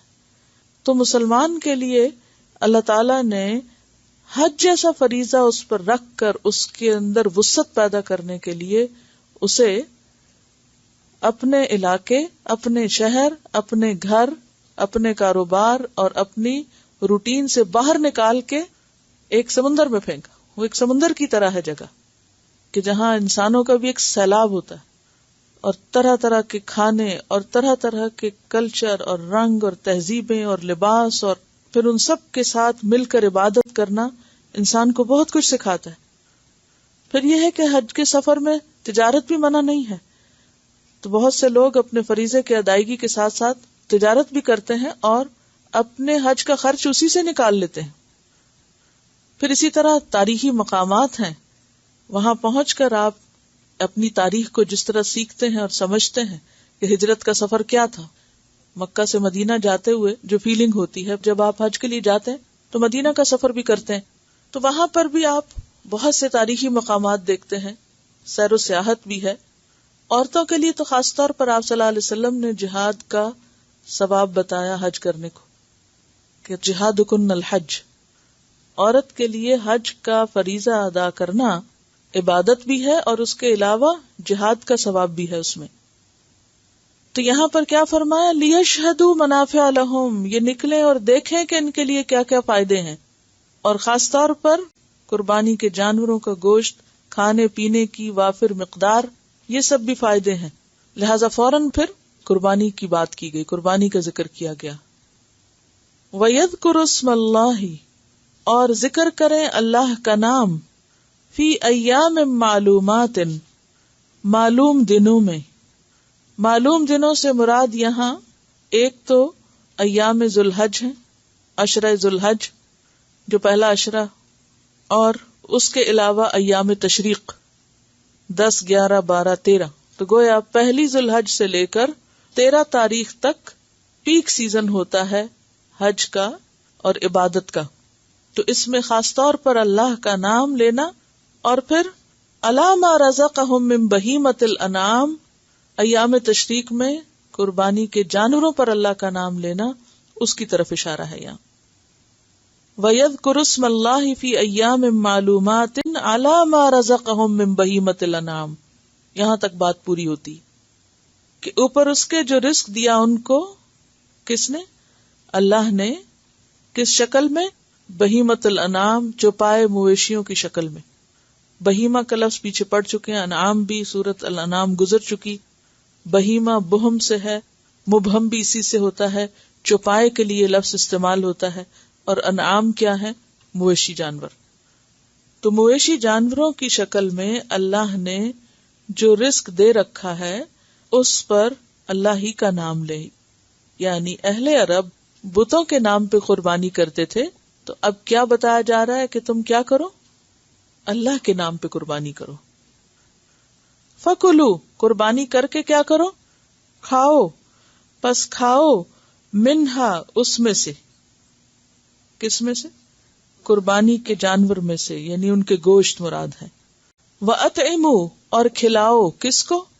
البائس، بھوکے کو، محتاج کو، مصیبت زدہ کو. الفقیر، فقیر کو، محتاج کو. فَكُلُوا مِنْهَا وَأَطْعِمُوا الْبَائِسَ الْفَقِيرَ، کھاؤ اس میں سے خود بھی اور کھلاؤ بھوکے محتاج کو. یعنی قربانی کا گوشت خود بھی کھانا چاہیے اور دوسروں کو بھی کھلانا چاہیے. یہاں صرف 2 کا ذکر ہے، جبکہ بعض صحابہ کے عمل سے کیا پتہ چلتا ہے کہ دوستوں، رشتہ داروں اور غیر محتاجوں کو بھی دیا جا سکتا ہے. یعنی ضروری نہیں کہ صرف محتاج کو ہی دیا جائے، بلکہ محتاج کے علاوہ غیر محتاج کو بھی دیا جا سکتا ہے. ثم لیقضوا، پھر چاہیے کہ دور کریں، تفثہم، اپنا میل کچیل. یعنی حج کے بعد احرام کھولیں تو نہائیں دھوئیں، بال صاف کریں، ناخن کاٹیں. تفس کہتے ہیں میل کچیل کو جو غبار کی وجہ سے ہوتا ہے، اور اس کے علاوہ زائد بال اور بڑھے ہوئے ناخن، یہ بھی تفس شمار ہوتے ہیں. 3 چیزیں، مٹی، میل کچیل دوسرے زائد بال جو جسم کے وہ بال ہیں جن کو اتارنا ضروری ہے، اور بڑھے ہوئے ناخن. اس میں آپ دیکھیے کہ میل کچیل تو سب کو بظاہر نظر آتا ہے، مثلا مٹی پڑ گئی، اور حج کے بہت سے مقامات ایسے ہیں کہ جہاں پر آپ کو زمین پہ سونا پڑتا ہے، یا بہت سے لوگ اکٹھے چل رہے ہوتے ہیں تو غبار بھی اڑتا ہے، چاہے آپ گاڑیوں میں بند ہوئے، کسی بھی طرح مٹی آپ پہ پڑتی. پھر اسی طرح چونکہ احرام باندھتے ہی آپ کو اس بات کی اجازت نہیں رہتی کہ آپ اپنے بال کاٹ سکیں یا توڑیں یا یہ کہ ناخن کاٹیں. تو پھر جب انسان احرام سے باہر آئے تو اس کے لیے کیا حکم دیا گیا یہاں کہ وہ اپنے میل کچیل دور کرے اور اپنے جسم سے ان چیزوں کو دور کر دے جن کو دور کرنے کا حکم دیا گیا. ایک حدیث کی روح سے یہ پتہ چلتا ہے کہ کچھ چیزیں فطرت کے خصال میں سے ہیں، اور فطرت کے خصال میں سے کیا چیزیں ہیں؟ قص الشوارب، مونچھوں کا کترنا، یعنی مونچھیں زیادہ نہیں بڑھنی چاہیے. نتف الابط، بغلوں کے بال اتارنا، بلکہ نوچنے کا لفظ آ رہا نتف. وحلق العانہ، اور زیر ناف بالوں کا موڑنا. حلق ہوتا ہے اس طرح سے موڑنا، یعنی بلیڈ یا اس طرح یا کوئی بھی ایسی چیز. اور اسی طرح ناخن کاٹنا، یعنی زائد ناخن جو ہیں وہ بھی نجاست شمار ہوتے ہیں. اور خاص طور پر آپ دیکھیں کہ اگر ناخنوں کو آپ غور کریں تو آپ سب اس وقت دیکھیں اپنے اپنے ناخن، کہ ناخن جو ہوتا ہے یہ جہاں سکن اور ناخن آپس میں جڑتے ہیں تو کچھ حصہ وہ ناخن کے نیچے آ جاتا ہے اور اس پر ہوا نہیں لگتی، اور ہوا نہ لگنے کی وجہ سے کیا ہوتا ہے؟ جراثیم جمع ہو جاتے ہیں لازمی طور پر، وہ جراثیم کا ہب بن جاتا ہے. اور انسان چونکہ ہاتھوں کو ہر جگہ استعمال کرتا ہے، ہر کام آپ ہاتھوں سے ہی کرتے ہیں، اپنے جسم کی نجاست بھی ہاتھوں سے صاف کرتے ہیں، خاص طور پر الٹے ہاتھ سے، بائیں ہاتھ سے. تو ان ناخنوں کے نیچے، کیونکہ ہر وقت انسان ان ناخنوں کے اندر تک صفائی نہیں کر سکتا کوشش کے باوجود بھی، تو ناخن بڑھانے سے ہوتا کیا ہے کہ وہ وہاں پر گندگی اور نجاست کا کچھ نہ کچھ حصہ رہ جاتا ہے. تو اس لیے اسلام نے اسے فطرت کے خصال میں شمار کیا ہے، یعنی مسلمانوں کا طریقہ شمار کیا ہے، اس کو پیغمبروں کا طریقہ شمار کیا ہے.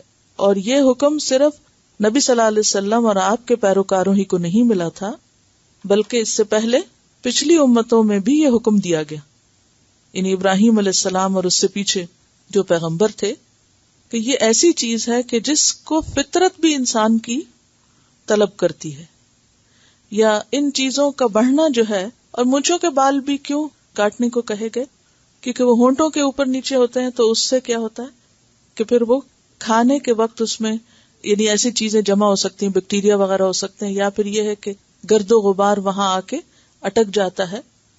اور انسان کی چونکہ ہونٹوں اور زبان کے قریب ہیں تو پھر اس سے بھی انسان کے اندر جراثیم جانے اور نجاست کے جانے کے چانسز زیادہ ہو جاتے، کیونکہ جو چیز اٹک، جیسے آپ نے دیکھا ہوگا کہ آنکھوں کی پلکوں پہ جو چیز گر جاتی ہے، وہ اگر آپ وضو نہ کریں یا دھوئے نہیں تو وہ آنکھوں میں بھی کسی نہ کسی درجے پہ پھر آنے لگتی ہے، اگر زیادہ اس کے اوپر جمع ہو جائے کچھ.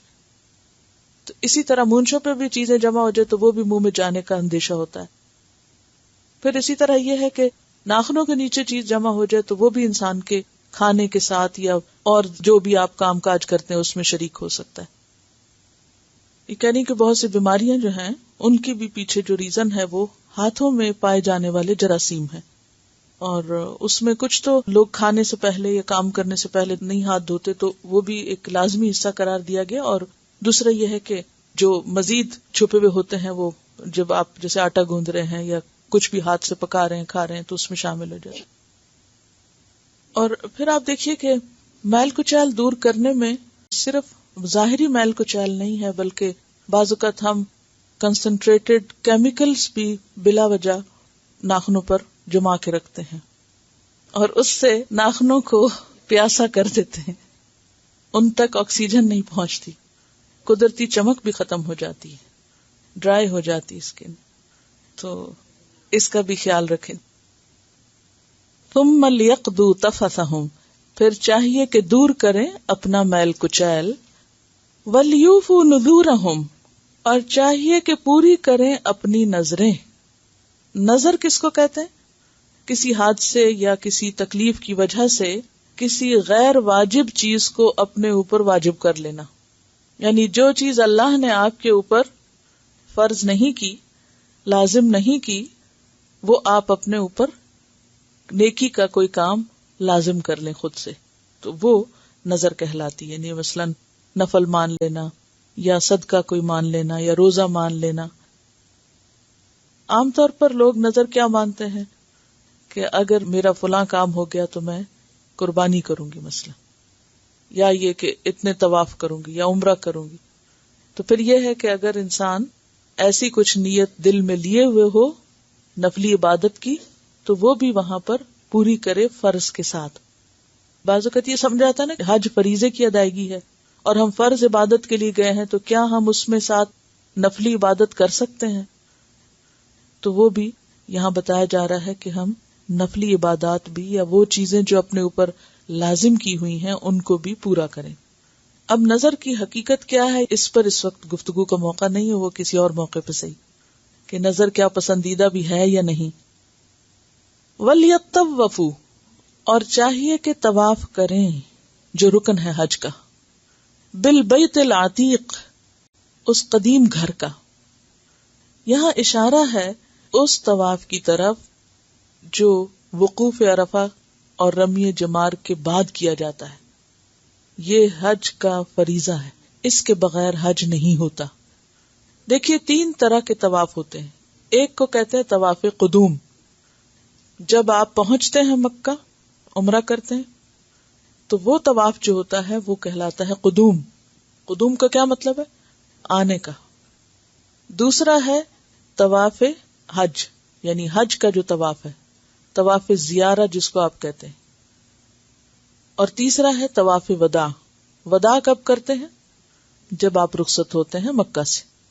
وَلْيَطَّوَّفُوا بِالْبَيْتِ الْعَتِيقِ، اور چاہیے کہ وہ طواف کریں، یعنی حج والا طواف مراد ہے یہاں بالبیت العتیق، بیت العتیق کا. عتیق کا لفظ ہے بہت خوبصورت ہے.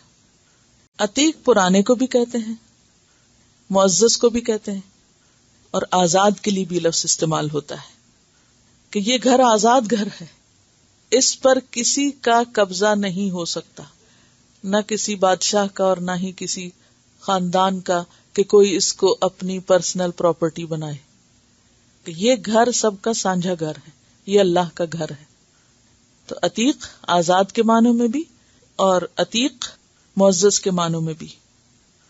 ترمذی کی روایت میں ہے آپ صلی اللہ علیہ وسلم نے فرمایا بیت اللہ کا نام بیت العتیق اس لیے ہوا کہ اس پر کبھی کوئی غالب نہیں ہوا، یعنی یہ گھر ہمیشہ آزاد رہا.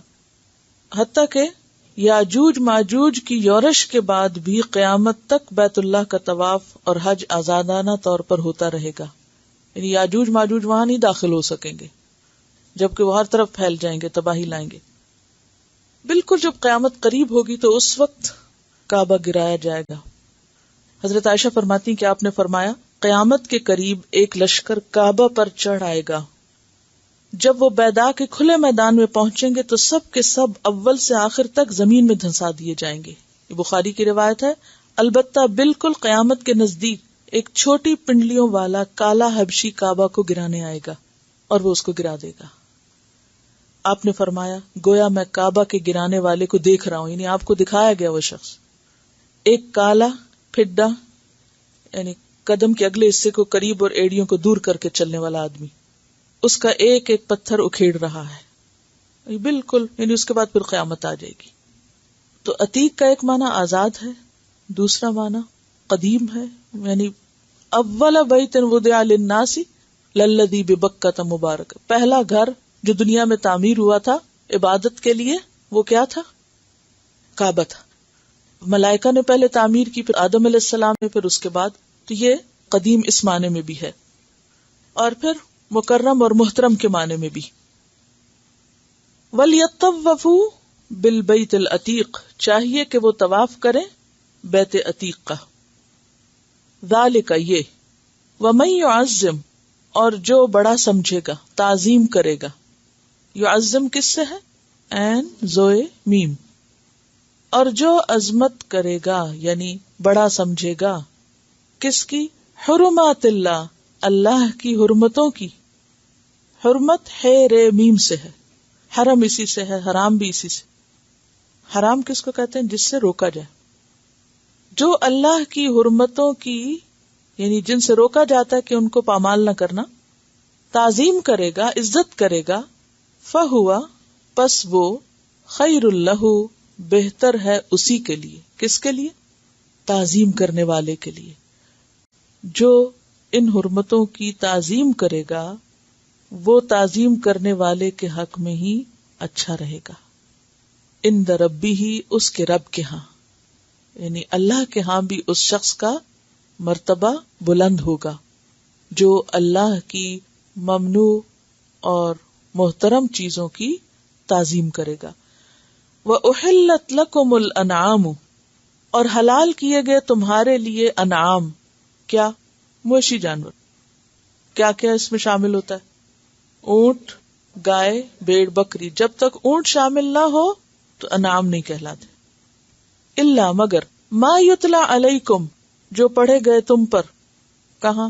سورۃ المائدہ آیت 3 میں. حرمت علیکم المیتۃ والدم ولحم الخنزیر وما اہل لغیر اللہ به والمنخنق والموقوذ والمتردی والنطیحہ وما اکل السبع وسب. فاجتنبوا الرجس، پس بچو رجس سے. یہ حرمات اللہ کی تھوڑی سی وضاحت اور ہو جائے کہ کن کن چیزوں کی حرمت ضروری ہے. نمبر 1 تو خود کعبۃ اللہ کی. جعل اللہ الکعبۃ البیت الحرام، اللہ نے کعبہ کو محترم گھر بنایا ہے. تو حرمات اللہ میں سب سے پہلے خود کعبہ ہے. پھر المسجد الحرام، اللہ نے خود اس کو کیا کہا؟ مسجد حرام. پھر البلد الحرام، وہ کون سا ہے؟ کیا دلیل ہے آپ کے پاس کہ وہ حرمت والا ہے؟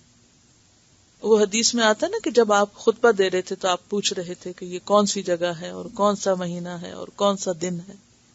تو البلد الحرام، پھر الشہر الحرام، اشہر الحرم پڑھے نا آپ نے، اور المشعر الحرام، یہ کہاں ہے؟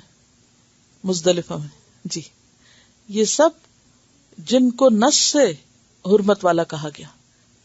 اور ویسے دیکھا جائے تو وہ تمام چیزیں جو اللہ کی یاد دلاتی ہیں وہ محترم ہیں. وَأُحِلَّتْ لَكُمُ الْأَنْعَامُ، اور حلال کر دیے گئے تمہارے لیے مویشی جانور. إِلَّا مَا يُتْلَى عَلَيْكُمْ، مگر جو تم پر پڑھے گئے. فَاجْتَنِبُوا الرِّجْسَ، پس بچو، اجتناب کرو. کیا روٹ ہے اس کا؟ جیم نون بے، جمب. جمب کس کو کہتے ہیں؟ پہلو. پہلو بچاؤ یعنی بچو. الرجس، ناپاک سے، پلید، گندا. ناپاکی سے بچو. من الاوثان، بتوں کی. وثن کی جمع، مورتیاں، بت سب اس میں آتے ہیں. بتوں کی گندگی سے بچو. گندگی 2 طرح کی ہوتی ہے، ایک حسی اور ایک مانوی. پھر آپ دیکھیں کہ بہت سی چیزیں ہمیں سامنے گندی نظر آتی ہیں تو وہ گندی ہوتی ہیں. کچھ چیزیں ہمیں نظر نہیں آتی گندی، وہ بظاہر صاف ہوتی ہیں، بہت خوبصورت ہوتی ہیں، لیکن اللہ کے نزدیک وہ گندی ہے. تو وہ کون سی ہیں؟ ان میں خاص طور پر بت وغیرہ. پھر اسی طرح آپ نے دیکھا ہوگا کہ کچھ اور چیزوں کو بھی نجس کہا گیا، شراب اور جوا وغیرہ کو. انما الخمر والمیسر والانصاب والازلام رجس من عمل الشیطان. تو وہاں بھی ان کے لیے کیا لفظ آیا؟ رجس. تو یہاں اوثان کے لیے رجس. اب دیکھیے کہ جوا کیا ہے. اگر آپ اس میں پیسے یا کوئی کارڈ یا کوئی بھی چیز استعمال کر رہے ہیں تو وہ سامنے سے تو گندا کچھ نہیں نظر آئے گا، لیکن وہ جو کانسیپٹ ہے اس کے پیچھے وہ ٹھیک نہیں ہے.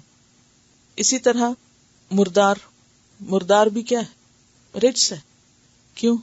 حالانکہ اگر جانور خود مر جائے تو بظاہر دیکھنے میں تو کوئی خرابی نظر نہیں آتی، لیکن وہ رجس ہے کیونکہ ہمارے لیے مردار حرام کیا گیا.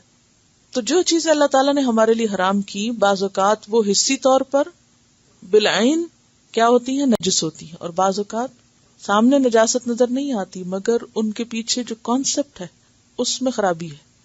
تو جس چیز کو طبیعت، عقل، فطرت برا مانے، ناپسند کرے، وہ نجس ہوتی ہے. ٹھیک ہے، یعنی عقلی اعتبار سے جیسے شرک ہے، اللہ تعالیٰ بار بار قرآن پاک فرماتے ہیں اللہ نے اس کے لیے کوئی دلیل نہیں اتاری، عقل اس کا انکار کرتی.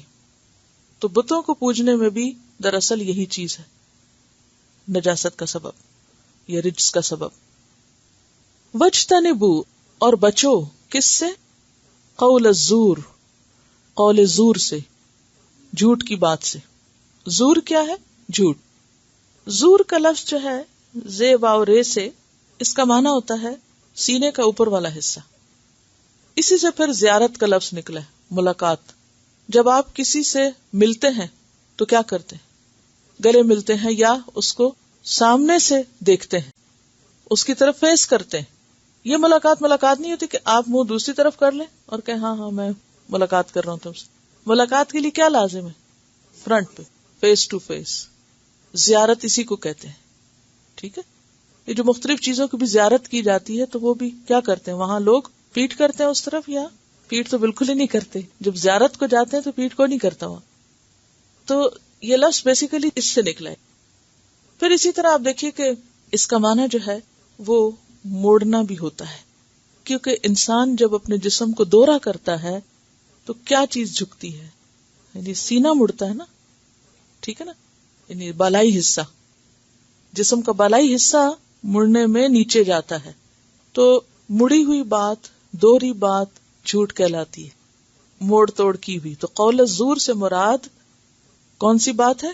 جو موڑ تروڑ کر پیش کی گئی ہو، یا حق سے پھری ہوئی ہو، حق سے مڑی ہوئی ہو، یا جس میں حق چھپایا گیا ہو. تو جھوٹ کی بات. اب یہاں پر آپ دیکھیے کہ جھوٹ کی بات سے منع کیا جا رہا ہے. حج کے کانٹیکسٹ میں کون سی ایسی بات ہے؟ اس میں آپ دیکھیے کہ اس آیت میں 4 باتیں ہو رہی ہیں. نمبر 1 تو حرمات کی تعظیم کرو. نمبر 2 یہ ہے کہ مویشی جانور اللہ نے جو تم پر حلال کیے ہیں ان کو کیا کرو؟ حلال سمجھو. نمبر 3 بتوں سے بچو، کیونکہ اسلام سے پہلے لوگ کیا کرتے تھے؟ خانہ کعبہ میں انہوں نے بت رکھے ہوئے تھے، تصویریں سجائی ہوئی تھی، اور ہر قبیلے کا اپنا ایک بت تھا. 360 بت تھے آس پاس، اور لوگ جب طواف کرتے تو وہ بت بیچ میں ان کے بھی طواف ہو رہا ہوتا تھا. تو یہاں آ کے آپ دیکھیں کہ مکی دور کی آخری صورتوں میں سے ہے یہ، اور مدنی دور کے آغاز کی. ایک طرح سے منٹلی پریپیئر کیا جا رہا ہے، اور پھر آگے جا کر جو احکامات حج دیے گئے. حج 6 ہجری میں فرض ہوا ہے. تو جو احکامات دیے گئے اس میں کیا بتایا گیا کہ تمہیں وہاں بتوں کو نہیں پوجنا، کیونکہ خانہ کعبہ کب آزاد ہوا تھا بتوں سے؟ کب مکہ فتح ہوا تھا؟ 8 ہجری میں. اب 8 ہجری سے پہلے جب 6 ہجری میں مسلمان جا رہے تھے عمرہ کرنے کے لیے، تو یہ ہدایات پہلے سے ہی دی جانے لگی کہ بتوں کی عبادت نہیں کرنا کیونکہ وہ نجس ہیں، اور جھوٹی بات سے بھی بچنا ہے. تو جھوٹی بات یہاں خاص طور پر تلبیہ کے الفاظ میں پایا جانے والا شرک ہے، جس میں وہ کیا کہتے تھے؟ لبیک لا شریک لک الا شریکن هو لک، مگر وہ شریک جو تیرا ہی ہے. کہتے تھے نا بت ہمیں اللہ تک پہنچاتے ہیں، تو اس لیے ہم ان کو پوجتے ہیں. تو یہ سب سے جھوٹی بات ہے، اللہ کا کوئی شریک نہیں. اس کائنات کا سب سے بڑا جھوٹ کیا ہے؟ خلاف حق بات کیا ہے؟ شرک. ٹھیک ہے، تو کس سے بچو؟ شرک سے بچو، بتوں کی پوجا سے بچو، اور جھوٹی بات سے بچو جو دین کے نام پر گھڑ لی گئی، تلبیہ میں جھوٹ شامل کر لیا گیا. اور اس کا مطلب یہ نہیں کہ صرف ریچولز کی حد تک کہ ٹھیک ہے وہاں بتوں کو نہیں پوجنا اور تلبیہ درست پڑھنا ہے اور اس کے الفاظ درست ہوں، بلکہ مراد یہ ہے کہ حج جیسی عبادت کس لیے کی جاتی ہے کہ انسان صرف ظاہری نجاستوں سے نہیں بلکہ اندر کی نجاستوں سے بھی بچے، اور جھوٹی باتوں اور ان تمام چیزوں سے باہر آئے. کیونکہ حج کا سفر انسان کو زندگی کی حقیقت اور دنیا کی جو ریالٹی ہے وہ بہت اچھی طرح واضح کر دیتا ہے. کیونکہ وہاں پر جو بھی کوئی جاتا ہے، خواہ اس کی اپنے گھر میں کیسی ہی حیثیت کیوں نہ ہو، کتنا بڑا وہ مالدار کیوں نہ ہو، کتنی عیش و عشرت میں کیوں نہ رہے، کتنے خدم حشم اس کے کیوں نہ ہو، کتنا بڑا کوئی عالم ہو، کیسے کیسے مختلف دنیا سے لوگ بڑے بڑے عہدے رکھتے ہیں یا نام رکھتے ہیں یا ڈگریاں رکھتے ہیں، وہ وہاں پہنچتے ہیں. اور سب ایک ہی سفید لباس میں گھوم رہے ہوتے ہیں. کسی کی شکل سے پتہ چلتا ہے یہ کون صاحب جا رہے ہیں؟ کسی کا نہیں پتا ہوتا. اتنے ہجوم میں سب اکیلے ہوتے ہیں, ہر کوئی اپنی دھن میں جا رہا ہوتا ہے. کوئی نہیں پتا چلتا کہ کس کے پاس کتنا بڑا خزانہ ہے اور گھر میں کون کیا ہے, کیونکہ احرام کے لباس میں سب برابر ہو جاتے ہیں. تو یہ انسان کو بتاتا ہے کہ جب وہ مرے گا تو اسی طرح سفید لباس میں جائے گا, اور اس کی کوئی حیثیت اس وقت بحیثیت دنیا کے کسی بادشاہ یا صدر یا کسی بہت بڑے عہدے یا کسی بہت بڑے نام کے ساتھ کچھ بھی نہیں ہوگی. تو زندگی کی حقیقت وہاں سمجھ میں آتی ہے کہ میں کیا ہوں. خاص طور پر مزدلفہ کی رات جو ہے وہ انسان کو قبر کے بہت قریب ترین محسوس ہوتی ہے, کسی طرح مٹی کے اندر جانا ہے.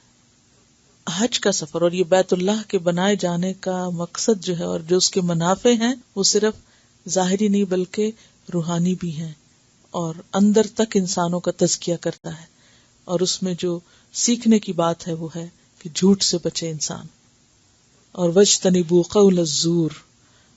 اور آپ کو معلوم ہے کہ بہت سی احادیث میں جھوٹی باتوں سے بچنے کے لیے کہا گیا, مذاق میں یا بچوں سے بھی جھوٹ بولنا جو ہے وہ منع ہے.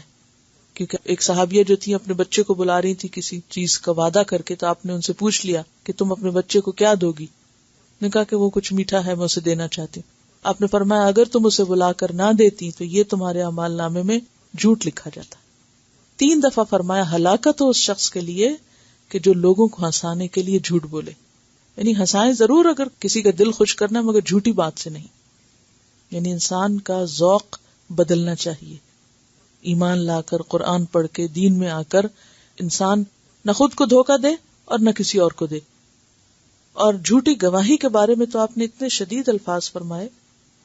ایک مرتبہ آپ بڑے بڑے گناہوں کے بارے میں بتا رہے تھے, ٹیک لگائے ہوئے تھے, اور فرمایا کیا میں تم کو بتاؤں کہ بڑے بڑے گناہ کیا ہیں, کبائر کیا ہیں؟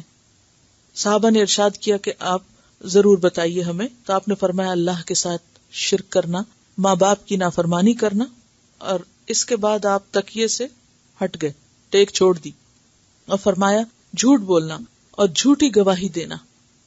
اور آپ اس کو دہراتے رہے.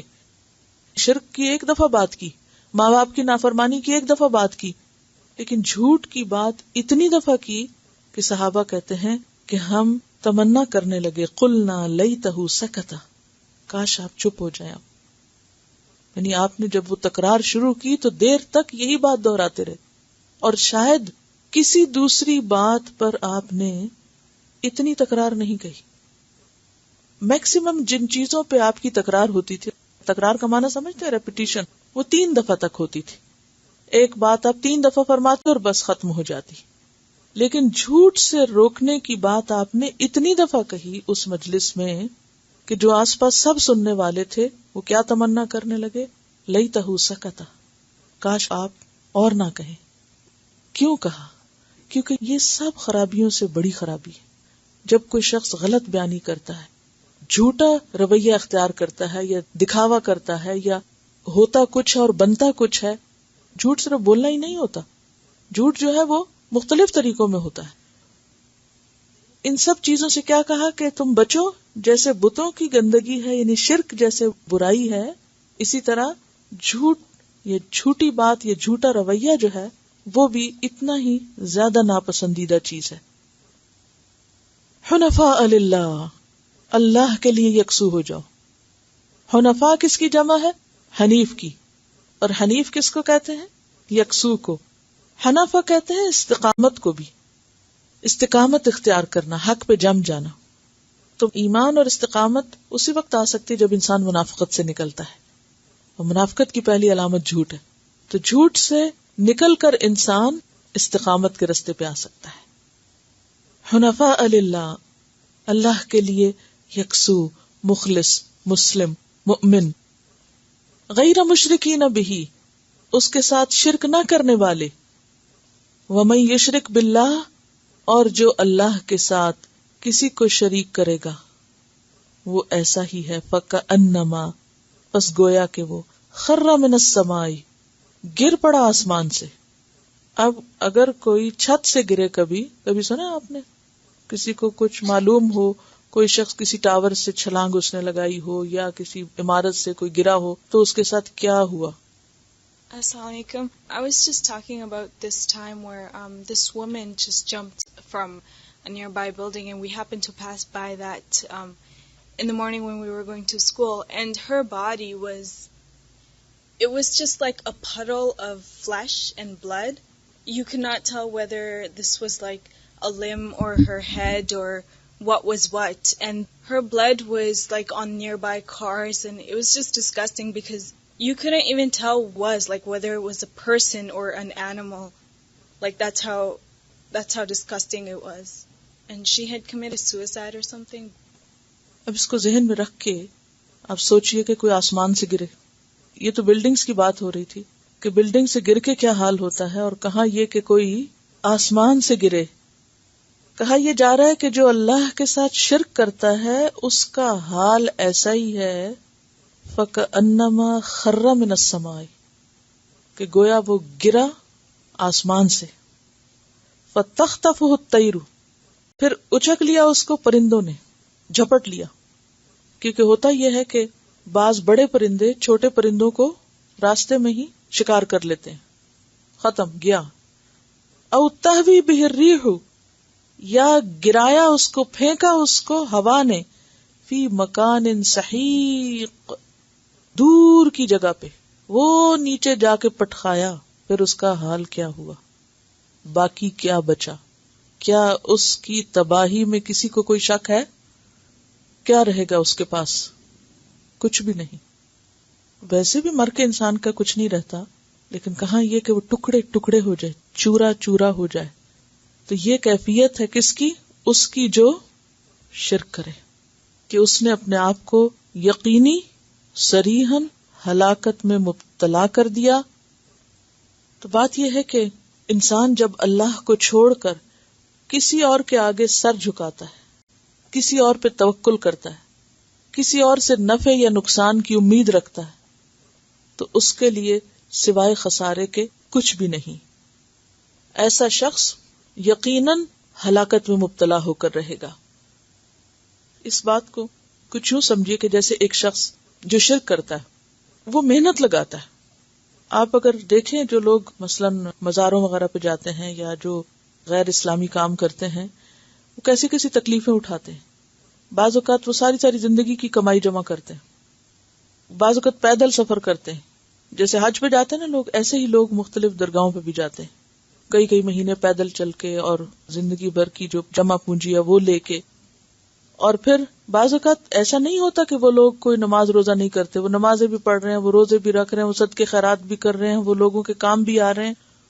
انہوں نے دین میں بہت محنتیں کی ہوتی ہیں، لیکن ایک شرک کر کے ساری نمازیں، سارے روزے، سارے صدقے خیرات، ساری زندگی کی محنت، ہر چیز برباد کر کے رکھ دیتے. یہ ایسے ہی ہے نا کہ جیسے ایک شخص اپنی صحت کے لیے بہت کچھ اہتمام کرے، کھائے پیے، اپنا خوب کیئر کرے، اور پھر وہ اوپر چھت سے نیچے اپنے آپ کو پٹخا دے. ایک پھسلن، گرتا عام طور پہ کیوں ہے انسان؟ بعض اوقات پھسلتا ہے، ضروری نہیں کہ انٹینشنلی ہر ایک سوئسائڈ کر کے گرتا ہے، بعض اوقات ویسے ہی گر جاتا ہے. تو وہ گرنے والا جو ہے اس کا بچے گا کیا؟ شرک میں یعنی تھوڑا سا بھی، رائی کے دانے برابر بھی شرک کرنا جو ہے وہ انسان کے کیے کرائے کو تباہ کر کے رکھ دیتا ہے. کیوں کہا گیا کہ تھوڑی سی ریاکاری بھی کیا ہے؟ شرک. کیونکہ آپ نے اللہ کے ساتھ اوروں کو شریک کر لیا. تو ایسے شخص کا تو پھر ستیہ ہی ناس ہو گیا، کچھ نہیں بچا اس کے پاس. سارے اعمال برباد، ساری محنت برباد، اور انجام کیا ہے؟ صرف اور صرف ہلاکت. ایسی ہلاکت کہ جس میں کوئی اٹھا کے ہڈیاں جوڑ بھی نہ سکے اور کوئی جسم کو گانٹ بھی نہ سکے اور کہیں کوئی واپس اس کو اس حال پہ لا ہی نہ سکے. اللہ سارے گناہ معاف کر دیتا ہے، شرک کا نہیں معاف کرے گا. تو اس لیے بہت احتیاط کی ضرورت ہے. اور یہ صرف ان لوگوں کے لیے نہیں ہے کہ جو پیدائشی طور پر ہی ایسے دین مذہب پر ہیں، بلکہ یہ ان کے بارے میں بھی ہے کہ جو مسلمان ہوتے ہوئے بھی شرک کے کاموں میں مبتلا ہیں. ذالک، یہ بات، وَمَن يُعَظِّمْ، اور جو تعظیم کرے گا، شعائر اللہ، اللہ کے شعائر کی. شعائر شعیرت ان کی جمع، اور شعیرہ کہتے ہیں علامت کو. جو اللہ کی نشانیوں کی تعظیم کرے گا، یعنی ہر وہ چیز جو اللہ تک ہم کو پہنچائے، جسے دیکھ کے اللہ کی یاد آئے، یا وہ معزز مقامات اور جگہیں اور چیزیں، ان کی جو تعظیم ادب احترام کرے گا، فَإِنَّهَا مِن تَقْوَى الْقُلُوبِ، تو بے شک وہ دلوں کے تقوی میں سے ہے۔ شاعر اللہ کی بات پیچھے بھی ہوئی تھی، سورۃ المائدہ میں بھی آپ نے پڑھا، یا ایھا الذین آمنوا لا تحلوا شعائر اللہ ولا الشہر الحرام ولا الہدی ولا القلائد ولا آمین البیت الحرام، اور پھر سورۃ البقرہ میں بھی۔ تو شعائر اللہ کیا کیا ہے؟ وہ سارے نشانات، وہ ساری چیزیں جو اللہ کی یاد دلاتی ہیں، جو دین کی قسم کی چیزیں ہیں، دینی یادگاریں ہیں یا دینی علامتیں ہیں۔ مثلا آپ دیکھیے کہ سب سے بڑی نشانی تو ہمارے سامنے قرآن مجید ہے، یہ اللہ کے شاعر میں سے، اور یہ تو ہے ہی اللہ کا کلام، اس کو چیز تو کہا نہیں جا سکتا، تو اللہ کا کلام ہے۔ پھر آپ دیکھیے کہ نبی کریم صلی اللہ علیہ وسلم جب وہ موجود تھے لوگوں کے بیچ میں، پھر اسی طرح آپ کی جو احادیث ہیں یا آپ کی جو تعلیمات ہیں، پھر عبادات جو ہیں، جیسے نماز ہے، روزہ ہے، روزے کا بھی احترام کرنے کو کیوں کہا جاتا ہے؟ نماز کا بھی احترام ہے کہ کوئی نماز پڑھ رہا ہو تو پاس ہنگامہ نہیں کرنا چاہیے یا مذاق نہیں اڑانا چاہیے۔ پھر اسی طرح کعبۃ اللہ، پھر مناسک کے حج کے جتنے بھی مقامات ہیں، عرفہ ہے، منی ہے، قربانی کے جانور جس کو خود اللہ نے، ولا الہدی ولا القلائد، یہ سب شاعر اللہ میں سے ہیں۔ پھر مساجد، کوئی بھی مسجد ہو جہاں اللہ کی عبادت ہوتی ہے۔ کیا اذان شاعر اللہ میں سے ہے؟ اذان کی تعظیم کیا ہے؟ خاموشی اختیار کی جائے، جواب دیا جائے یا اور باتیں کی جائیں؟ ہم سب اپنے آپ کو سمجھدار کہتے ہیں۔ پھر تقوی القلوب تو نہ ہوا، کہہ کہہ کے اگر چپ کرانا ہو کسی کو تو وہ کیا ہوا؟ وہ تقوی القلوب نہیں۔ تقوی وہ کیفیت ہوتی ہے جو اپنے اندر سے اٹھتی۔ قرآن مجید کی تلاوت یہ بھی شاعر اللہ میں سے ہے۔ جب تلاوت لگی ہو پھر کیا کرنا چاہیے؟ حتیٰ کہ کسی اور کو شی کرنا جو ہے وہ بھی اسی میں شامل ہو جاتا ہے۔ دراصل یہ چھوٹی چھوٹی چیزیں جو ہوتی ہیں یہ ہمیں آئینہ دکھاتی ہیں کہ ہم ابھی بھی کہاں ہیں، اور اس میں سمجھتی ہوں کہ جو تو حماقت کرتا ہے سو کرتا ہے، دوسرے کو تو کم از کم ساتھ نہیں دینا چاہیے، کیونکہ غلط کام کرنے والے کا ساتھ دینا کیا ہے؟ ویسے ہی شریک ہو جانا۔ اگر آپ سے کوئی بات کرے بھی تو منہ پہ انگلی رکھ کے بتا دیں تاکہ اسے یاد نہیں تو اسے یاد آ جائے، اگر وہ بھول گیا تو آپ اس کو یاد کرا دیں۔ یہ تو ہم سب کے اپنے رویے سے ظاہر ہونا چاہیے کہ ہم اس قرآن کو احترام دیتے ہیں، اور جو دے گا اللہ اس کا احترام اور اس کے درجے بلند کرے گا، وہ اپنے ہی لیے اچھا کر رہا ہے، یہ اسی کے تقوی کی علامت ہے۔ تو میرا خیال ہے کہ اس بات کا آپ خیال رکھیں گے۔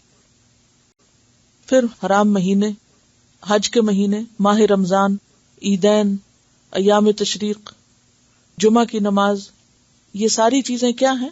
ان کا نام لیتے ہی کیا یاد آتا ہے؟ اللہ یا اللہ کی عبادت۔ یہ شاعر اللہ ہے جو ان کی عظمت بیان کرے گا، تعظیم کرے گا، عزت کرے گا۔ تو یہ کس بات کی علامت ہے؟ کہ اس کے دل میں اللہ کا تقویٰ ہے، اس کے دل کی اصلاح کی علامت ہے یہ۔ اب باقی چیزیں تو ایک طرف، قرآن مجید کو آپ لے لیجئے کہ اس کی تعظیم ہم کتنی کرتے ہیں، قرآن مجید کو کس طرح اٹھاتے ہیں، رکھتے ہیں، اس کی حفاظت کیسے کرتے ہیں، اس کے پڑھنے کے طریقے، سب چیزیں اس میں آتی ہیں۔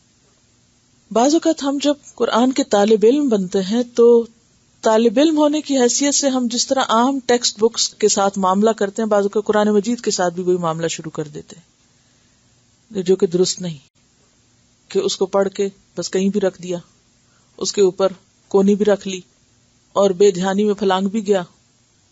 یہ سب حرمت کے خلاف باتیں ہیں۔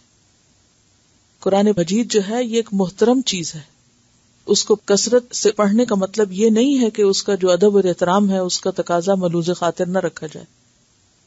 تو جو رکھے گا، جو اسے جی جان سے لگا کے رکھے گا، جو اس کی قدر کرے گا، جو اس سے محبت کرے گا، تو یہ کس بات کی علامت ہے؟ کہ واقعی اس شخص کے دل میں تقویٰ ہے۔ اور پھر آپ دیکھیے کہ یہ تو براہ راست ان شاعر کی بات ہے، پھر وہ ساری چیزیں جو اس کے ساتھ انوالو ہو جاتی ہیں، حت البصا ان چیزوں کا احترام کرنا چاہیے جس جگہ پر آپ بیٹھ کے پڑھتے ہیں اور جو بھی اور اس سے متعلق چیزیں ہیں. اور پھر آپ دیکھیے کہ پیچھے بھی ہم نے پڑھا کہ جو تعظیم کرتا ہے وہ اسی کے حق میں بہتر ہوتا ہے. اللہ کے نزدیک اسی شخص کا درجہ بلند ہوتا ہے. اور یہاں بھی کیا ہے, اسی شخص کے تقویٰ کی پہچان ہو جاتی ہے. اور پھر آپ کو یاد ہوگا کہ آپ صلی اللہ علیہ وسلم نے حج کے موقع پہ کیا فرمایا, یہ کون سا مہینہ, کون سا شہر, کون سی جگہ, اور پھر اس پہ آپ نے کیا فرمایا کہ مومن کی حرمت ان چیزوں سے بھی زیادہ ہے. تقویٰ اصل میں کیا ہے؟ سیلف کانشیسنس, خود سے خود سوچنا چیزوں کو. یہ نہیں کہ کوئی آپ کو کہے یا دہانی کرائے تو پھر ہی آپ کریں. تو اسی طرح مومن کی جو حرمت ہے, مومن کے لیے حرمت جو ہے وہ بھی بہت اہم ہے. ایک دوسرے کا احترام. یہ فیہا ان میں یعنی جانوروں میں منافع بہت سے فائدے ہیں. مثلا انسان ان کا دودھ پیتا ہے, سواری کرتا ہے ان پہ, ان سے مزید نسل حاصل کرتا ہے, ان کی اون, کھال وغیرہ. لکم فیہا منافع الی اجل مسمی, تمہارے لیے ان میں فائدے ہیں ایک مقرر وقت تک کے لیے. اور وقت مقرر یہاں قربانی کا وقت ہے جس کے لیے یہ جانور لے جائے جا رہے ہیں. ثم محلھا, پھر ان کے حلال ہونے کی جگہ. محل جو ہے ظرف مکان ہے, قربان گاہ, ذبح کرنے کا مقام. المائدہ میں آتا ہے ہدی بالغ الکعبہ. ثم محلھا, پھر ان کی حلال گاہ الی البیت العتیق, پرانے گھر کے پاس ہے, یعنی حرم تک. اور یہاں بیت العتیق جز بول کر کل مراد لیا گیا ہے, یعنی حرم میں. جیسا کہ آپ جانتے ہیں کہ حج کے موقع پر جو جانور قربان کیے جاتے ہیں وہ حرم سے باہر نہیں, حتیٰ کہ اگر حج قران کے ارادے سے اگر کوئی ساتھ لے کے چلا ہو اور وہ خود راستے میں روک دیا جائے تو اس کے لیے کیا ضروری ہے کہ وہ ہدی کعبہ تک یعنی حرم تک پہنچائے. کعبہ سے مراد یا بیت العتیق سے مراد خانہ کعبہ کے اندر قربانی لے جانا نہیں, بلکہ جز بول کے کل علاقہ مراد لیا گیا ہے, حرم مراد لیا گیا. اور پھر خاص طور پر حج کے موقع پر تو منا میں قربانی ہوتی. وَلِكُلِّ أُمَّةٍ, اور ہر امت کے لیے, جعلنا, بنایا ہم نے, منسکن, قربانی کا طریقہ. منسک مصدر میمی ہے, نون سین کاف, نسک کہتے ہیں عبادت کو, اور منسک عبادت کے طریقے کو بھی کہتے ہیں. لیکن یہاں اس خاص کانٹیکسٹ میں منسک کس معنی میں استعمال ہو رہا ہے؟ قربانی کا طریقہ. حج کے جو طریقے ہیں اس کو مناسک حج کہتے ہیں, یعنی عبادت کے طریقے. لیکن یہاں چونکہ آیت قربانی سے متعلق ہے اس لیے منسک سے مراد قربانی کا طریقہ ہے. یہاں لیذکروا اسم اللہ, تاکہ وہ ذکر کریں, نام لیں اللہ کا نام, اسم اللہ, علی اوپر, ما جو, رزقہم اس نے رزق دیا ہے ان کو. کن کو؟ قربانی کرنے والوں کو, حج کرنے والوں کو, لوگوں کو. چونکہ یہ جانور اللہ ہی نے دیے ہیں تو پھر وہ ان کو قربان کرتے وقت اللہ ہی کا نام لے. من بہیمۃ الانعام, مویشی جانوروں میں سے. فإلہکم, پس الہ تمہارا, الہ واحد, الہ ایک ہی ہے. فلہ اسلموا, پس اسی کے لیے فرما بردار بن جاؤ, اسی کے آگے جھک جاؤ. وبشر المخبتین, اور خوشخبری ہے جھکنے والوں کے لیے. مخبتین کا لفظ خے بے تے سے ہے. خبت کہتے ہیں نرم اور نشیبی زمین کو, اور نرم زمین میں آپ اگر پاؤں رکھیں تو کیا ہوتا ہے, پاؤں اندر ہی چلا جاتا ہے, اور نشیبی زمین پر اگر رکھیں تو آپ نیچے چلے جاتے ہیں. تو مخبت وہ شخص ہوتا ہے جو نرم مزاج ہوتا ہے, عاجز مزاج ہوتا ہے, اس کے اندر تواضع ہوتی ہے, سنگ دل سخت مزاج نہیں ہوتا, اکوموڈیٹو ہوتا ہے, سٹبن نہیں ہوتا. تو یہاں بتایا یہ جا رہا ہے کہ قربانی کا طریقہ صرف امت محمدیہ صلی اللہ علیہ وسلم ہی میں رائج نہیں کیا جا رہا, بلکہ یہ ہر امت کو دیا گیا تھا. صحابہ کرام نے ایک مرتبہ آپ صلی اللہ علیہ وسلم سے پوچھا کہ ما هذه الاضاحی, یہ قربانیاں کیا ہیں؟ تو آپ نے فرمایا سنت ابیکم ابراہیم, تمہارے باپ ابراہیم کا طریقہ ہے. پوچھا ہمیں اس سے کیا ملتا ہے, یعنی صحابہ کرام نے اس کے بعد ایک اور سوال کیا کہ ہمیں پھر ان سے کیا حاصل ہوتا ہے؟ فرمایا ہر بال کے بدلے ایک نیکی. پوچھا اور اون کا کیا حکم ہے؟ فرمایا ان کے ہر روئے کے بدلے ایک نیکی. جیسے بھیڑ ہوتی ہے نا تو اس کے بال تو بہت باریک اور آپس میں جڑے ہوئے ہوتے ہیں، بہت زیادہ ہوتے ہیں، تو اس کے بدلے بھی ہر بال کے بدلے ایک نیکی. تو قربانی ہر امت کا شعار رہی ہے. قربانی دراصل کیا ہے؟ جان کا نذرانہ، یعنی اس بات کی علامت اور سمبل کہ اے اللہ اگر آپ کے لیے مجھے اپنی جان بھی حاضر کرنی پڑی تو میں حاضر ہوں.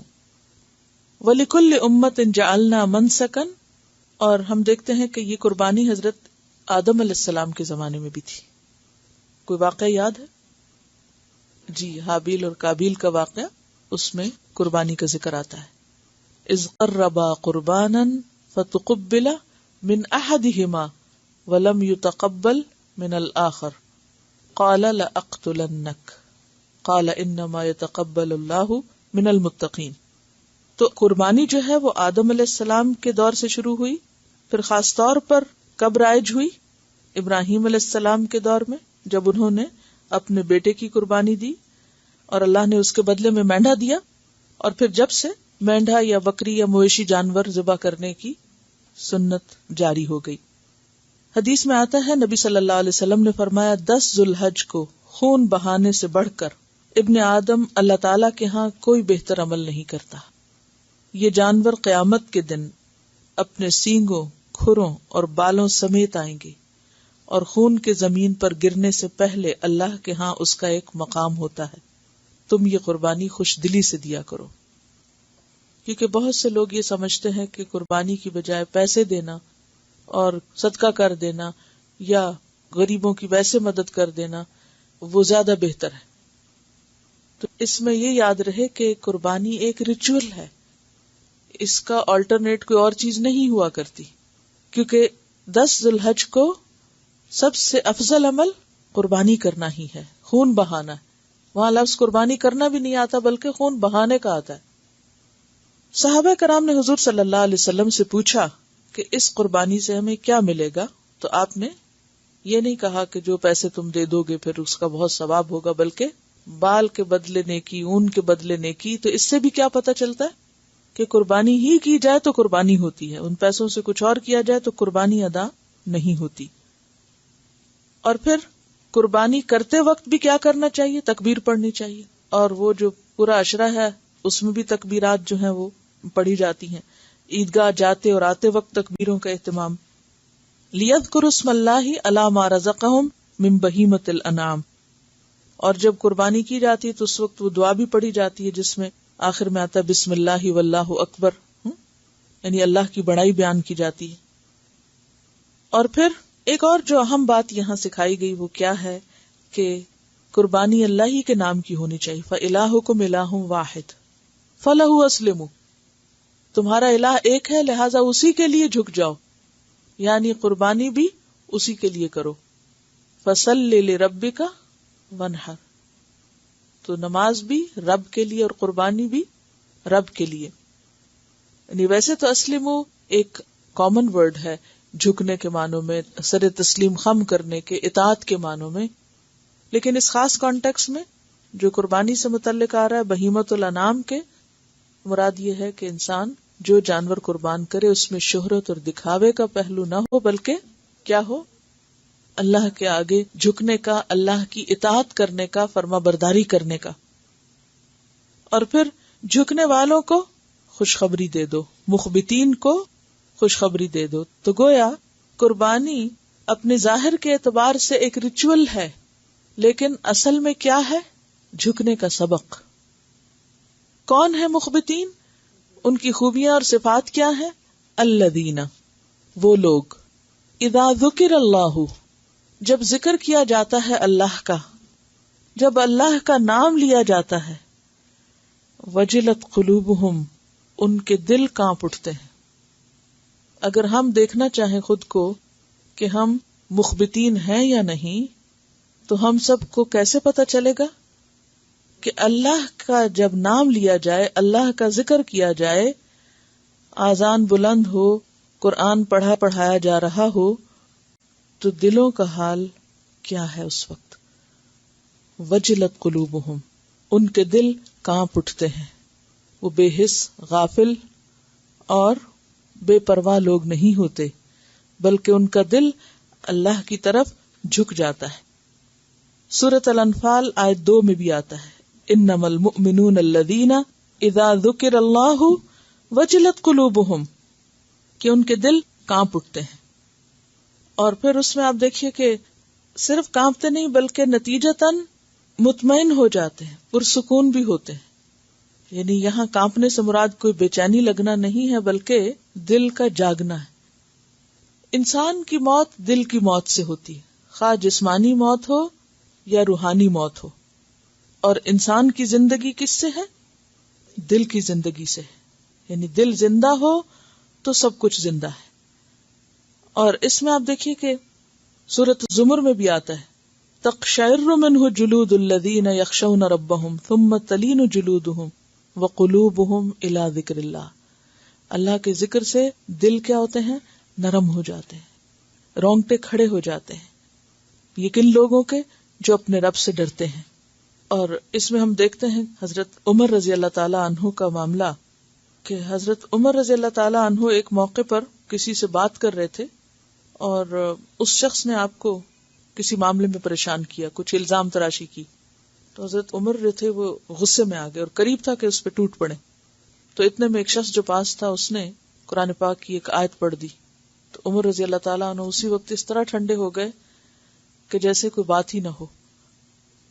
کہا یہ جاتا ہے کہ عمر کی پرسنالٹی ہم بار بار پڑھتے ہیں کہ بہت جلال والے تھے، یعنی کہ ان کا ریاکشن بھی سخت ہوتا تھا، لیکن جہاں اللہ کا نام آتا اسی لمحے اپنے آپ کو کنٹرول کر لیتے تھے. یہ ہے اہل ایمان کا کردار، یہ ہے مخبتین کہ اللہ کی بات آ جائے تو فوراً جھک جاتے ہیں، اس انا کا مسئلہ نہیں بناتے. ہماری مشکل یہ ہے کہ اگر ہمیں کوئی اللہ کا نام لے کے بھی نصیحت کر دے نا، کوئی قرآن کی آیت پڑھ کے یا کوئی حدیث سنا کے، تو ہمیں وہ بھی برا لگ جاتا ہے، اس کو بھی ہم اپنی ذات کے خلاف لے لیتے ہیں. تو اس کا نتیجہ کیا ہوتا ہے کہ پھر اصلاح کبھی بھی نہیں ہوتی اور انسان پہلے سے بھی بدتر حال میں ہو جاتا ہے.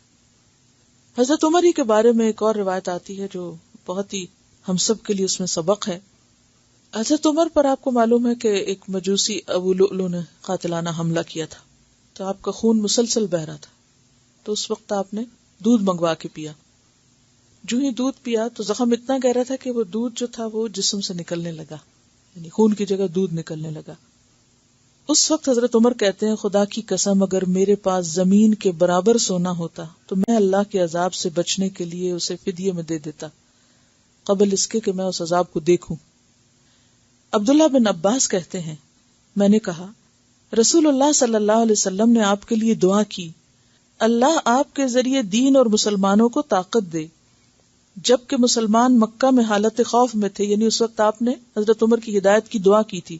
آپ اسلام لائے، آپ کا اسلام باعث قوت ہوا، آپ کے ذریعے اسلام کو سربلندی ملی، آپ نے ہجرت کی، آپ ہر غزوے میں حضور کے ساتھ رہے، پھر آپ کی وفات ہوئی، آپ صلی اللہ علیہ وسلم تم سے راضی تھے، یعنی حضرت عمر سے خوش تھے جب آپ فوت ہوئے، پھر آپ خلیفہ اول کے مشیر اور مددگار رہے، پھر ان کی وفات ہوئی، وہ آپ سے راضی تھے، پھر آپ مسلمانوں کے امیر مقرر ہوئے، اللہ نے آپ کے ذریعے شہروں کو آباد کیا، دولت کی بہتات کی، آپ کے ذریعے اسلام کے دشمنوں کا خاتمہ کیا، شہادت پر آپ کا خاتمہ لکھا، پس مبارک ہو.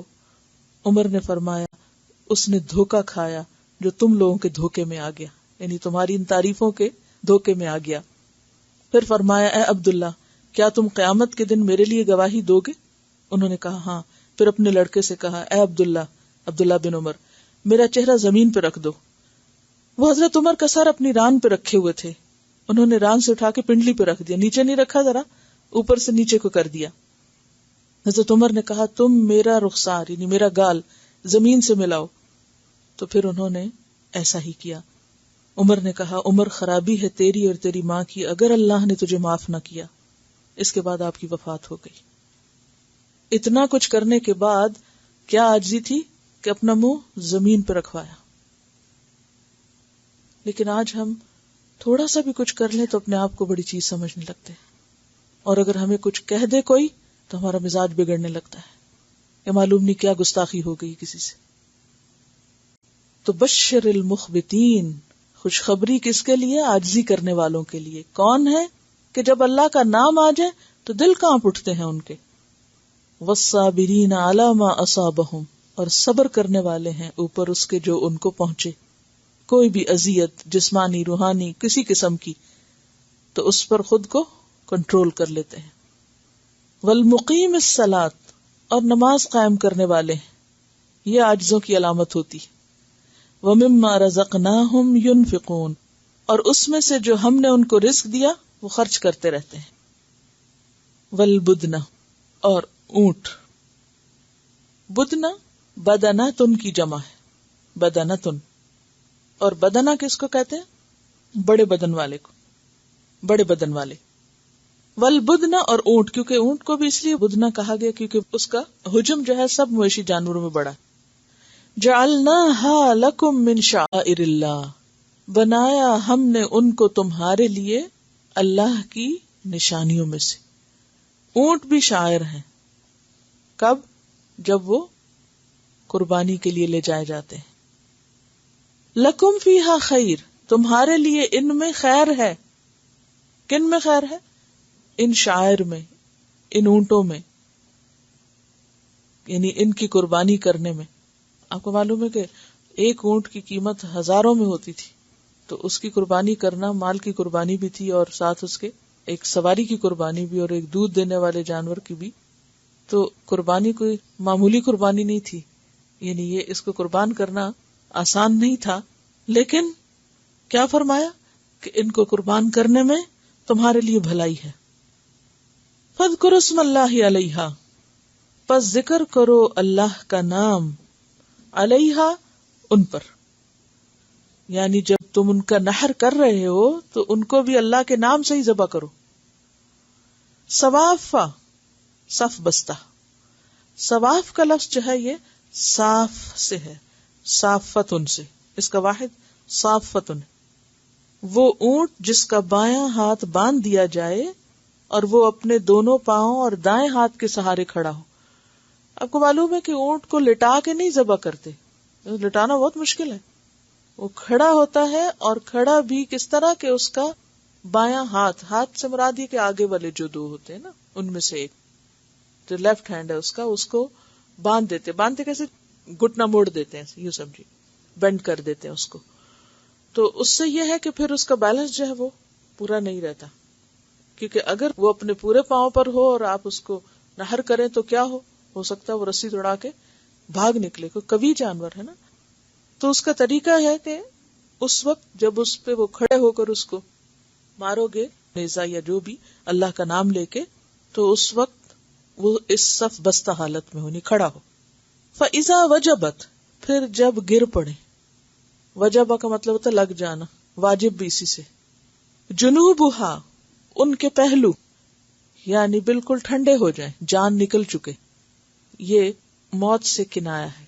کسی کا پہلو زمین سے لگ جانا، کوئی حصہ حرکت باقی نہیں رہی، یعنی روح نکل گئی ان کی. تو کیا کرو؟ فَكُلُوا مِنْهَا، پھر کھاؤ اس میں سے، نہیں پکا کے. حکم یہاں یہ بیان ہو رہا ہے کہ اونٹ کو کھڑے کر کے ذبح کرو، اللہ کا نام لے کے ذبح کرو، اور جب وہ گر پڑے، خون نکل چکے، جسم ٹھنڈا ہو جائے، جان نکل جائے پوری، پھر کاٹو. اگر کسی جانور کا جسم ہل رہا ہو، ابھی تھوڑی بھی روح باقی ہو، اور اس کی کھال اتار کے اس کی بوٹیاں بنانا شروع کر دیں، تو وہ گوشت مردہ کا گوشت شمار ہوگا، چاہے ذبح کے طریقے سے اس کو ذبح کیا گیا ہو، لیکن وہ مردہ شمار ہوگا. اور اس کے بارے میں حدیث میں بھی آتا ہے، ترمذی کی حدیث ہے، جب سارا خون نکل جائے، بے روح زمین پہ گر جائے، تب کاٹو. فرمایا جس جانور سے اس حال میں گوشت کاٹا جائے کہ وہ زندہ ہو تو وہ کاٹا ہوا گوشت مردہ ہے، یعنی ایسے ہی کھانا ہے جیسے مردہ کھائے. ایک دفعہ مجھے اسی طرح ایک موقع پر گوشت دیکھنے کا اتفاق ہوا کہ جیسے قربانی ہوتی ہے نا، تو کسائیوں کو اس دن بہت جلدی ہوتی ہے، کیونکہ بہت سارے لوگوں کے لیے ذبح کرنا ہوتا ہے، تو وہ جلدی انتظار نہیں کرتے، جانور کو ٹھنڈا نہیں ہونے دیتے. تو تو بھیڑ ذبح کی گئی، ذبح کرنے کے بعد جب گوشت اندر لایا گیا تو اس وقت فوری ہوتا ہے کہ لوگ ہیں تقسیم کرو. تو جب تقسیم کے لیے بوٹی اٹھائی تو اس بوٹی کے اندر ہلکی ہلکی پھڑپڑاہٹ تھی. یہ میں نے اپنی آنکھوں سے دیکھا. یہ غلط ہے، یہ پھر مردہ گوشت شمار ہوگا. اس کا مطلب ہے کہ روح کا کچھ حصہ ابھی پوری طرح نکلا نہیں تھا. تو اس کی احتیاط جو ہے یہ ضروری ہے کہ اگر ایک جانور زیادہ ٹائم لے رہا ہے تو ٹائم دینا پڑے گا. اس کی وجہ یہی ہوتی ہے کہ وہ جو کرنے والے ہوتے ہیں نا ان کو ہوتی ہے جلدی کہ بس جلدی سے کرو، کاٹو، چھوڑو اور خود چلو آگے، کہ کمائی کرتے ہیں تو اس وجہ سے ظاہر ہے ان کا کام ہوتا ہے. آپ کو معلوم ہے کہ ہمیں کسی بھی جاندار کو آگ میں ڈالنے کی اجازت نہیں. اگر کسی بھی تڑپتے جانور کو، خواہ وہ مچھلی ہو یا کچھ ہو، اگر وہ زندہ حالت میں ہم اس کو پکا رہے ہیں یا تیل میں ڈال رہے ہیں یا اوون میں یا وٹ ایور کسی بھی چیز میں، تو یہ ایک بہت بڑا کرائم ہے، غلط کام ہے.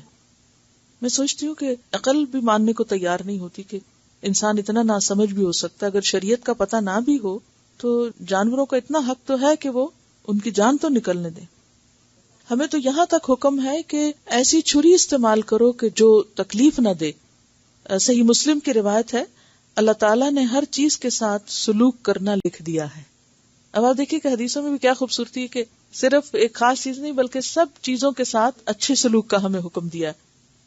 دشمنوں کو میدان جنگ میں قتل کرتے وقت بھی نیک سلوک رکھو. جانوروں کو ذبح کرتے وقت بھی اچھی طرح نرمی کے ساتھ ذبح کرو. چھری تیز کر لیا کرو اور جانوروں کو تکلیف نہ دیا کرو. جانور میں جب تک جان ہے اس کے جسم کا کوئی حصہ کاٹ لیا جائے تو اس کا کھانا حرام ہے. تو اگر مچھلی بھی کوئی ایسے کھاتا ہے تو وہ مچھلی بھی کھانی جائز نہیں. کوئی بھی جانور جو بھی زندہ ہو اور اس کو زندہ ہی آپ پکانے کے لیے چھوڑ دیں تو یہ درست نہیں ہے اسلامی لحاظ سے. سوچتی ہوں کہ ہم اپنی لذت کے لیے اور بعض اوقات صرف اپنی ایکسائٹمنٹ کے لیے کیسے کیسے کرائم کرتے ہیں. یعنی جانوروں کے ساتھ کیسا کیسا سلوک ہوتا ہے. اگر دل میں تقویٰ ہو تو ہم کسی جانور کو یوں تڑپتا دیکھ کے خوش نہیں ہو سکتے. اور کسی بھی چیز چاہے وہ کوئی بھی زیرو ہو، حتیٰ کہ چیونٹیوں تک کو آپ نے جلانے سے منع کیا ہے، کیونکہ آگ کا عذاب اللہ کے سوا کسی کو بھی دینے کا حق نہیں ہے کسی کو. بہرحال یہاں کیا کہا جا رہا ہے؟ وجبت جنوبھا، یعنی لگ جائیں ان کے پہلو، پیٹھیں ٹک جائیں، ختم ہو جائیں، ٹھنڈے ہو جائیں. فَكُلُوا، پھر کھاؤ، منہا، اس میں سے، وَأَطْعِمُوا الْقَانِعَ، اور کھلاؤ قناعت کرنے والے کو. قناعت کرنے والا کون ہے؟ جو نہ مانگے، کسی سے اپنی حاجت بیان نہ کرے، جو ہے بس اسی پہ راضی ہے، قناعت ہے. والمعتر، اور مانگنے والے کو بھی. معتر کا لفظ عین رے سے ارن، سائل کے لیے آتا ہے، یعنی سوالی کو بھی دو اور خود بھی کھاؤ.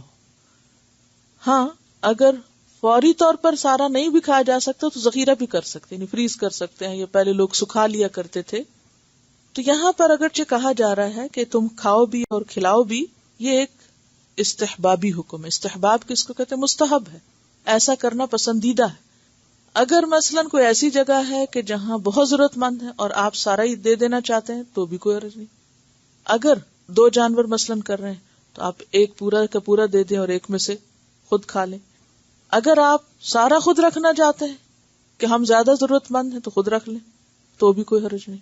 اور اگر آپ خود بھی کھا رہے ہیں، رشتہ داروں کو بھی دے رہے ہیں، غریبوں کو بھی دے رہے ہیں تو بھی بہت اچھی بات ہے.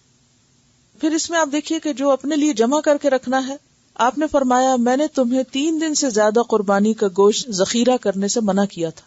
انہیں ابتدا میں اجازت نہیں تھی کیونکہ حالات تنگ تھے، لیکن اب تمہیں اجازت ہے کہ کھاؤ اور جو مناسب سمجھو ذخیرہ کرو. دوسری روایت کے الفاظ ہیں کھاؤ، ذخیرہ کرو اور صدقہ کرو، یعنی اس میں اجازت ہے. یہ بخاری کے الفاظ ہیں، کھاؤ، کھلاؤ اور صدقہ کرو. بعض علماء کہتے ہیں کہ 2 حصے کرنے چاہیے جیسے قرآن میں آیا، کچھ خود اپنے لیے اور کچھ غریبوں کے لیے.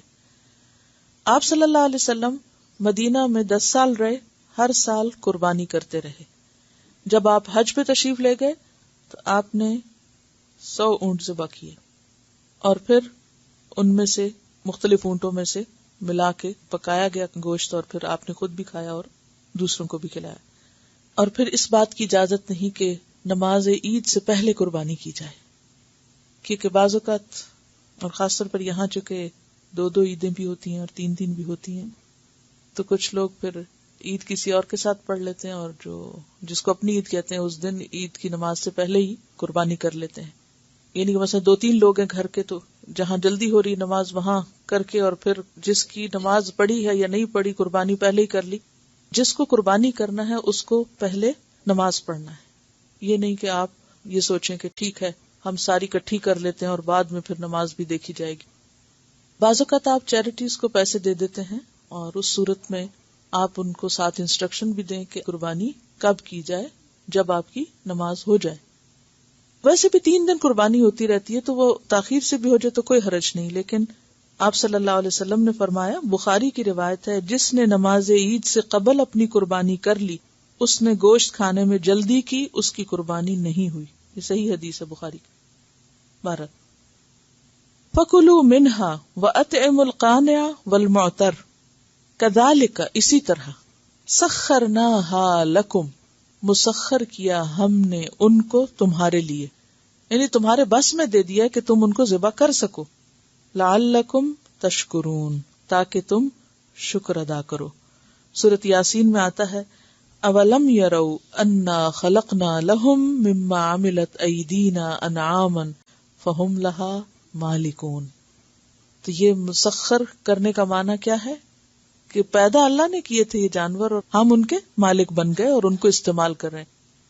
وَذَلَّلْنَاهَا لَهُمْ، اور ہم نے ان کے لیے کیا کیا؟ مسخر کیا. فَمِنْهَا رَكُوبُهُمْ وَمِنْهَا يَأْكُلُونَ، اس میں سے بعض پہ سواری کرتے ہیں اور بعض کو کھاتے ہیں.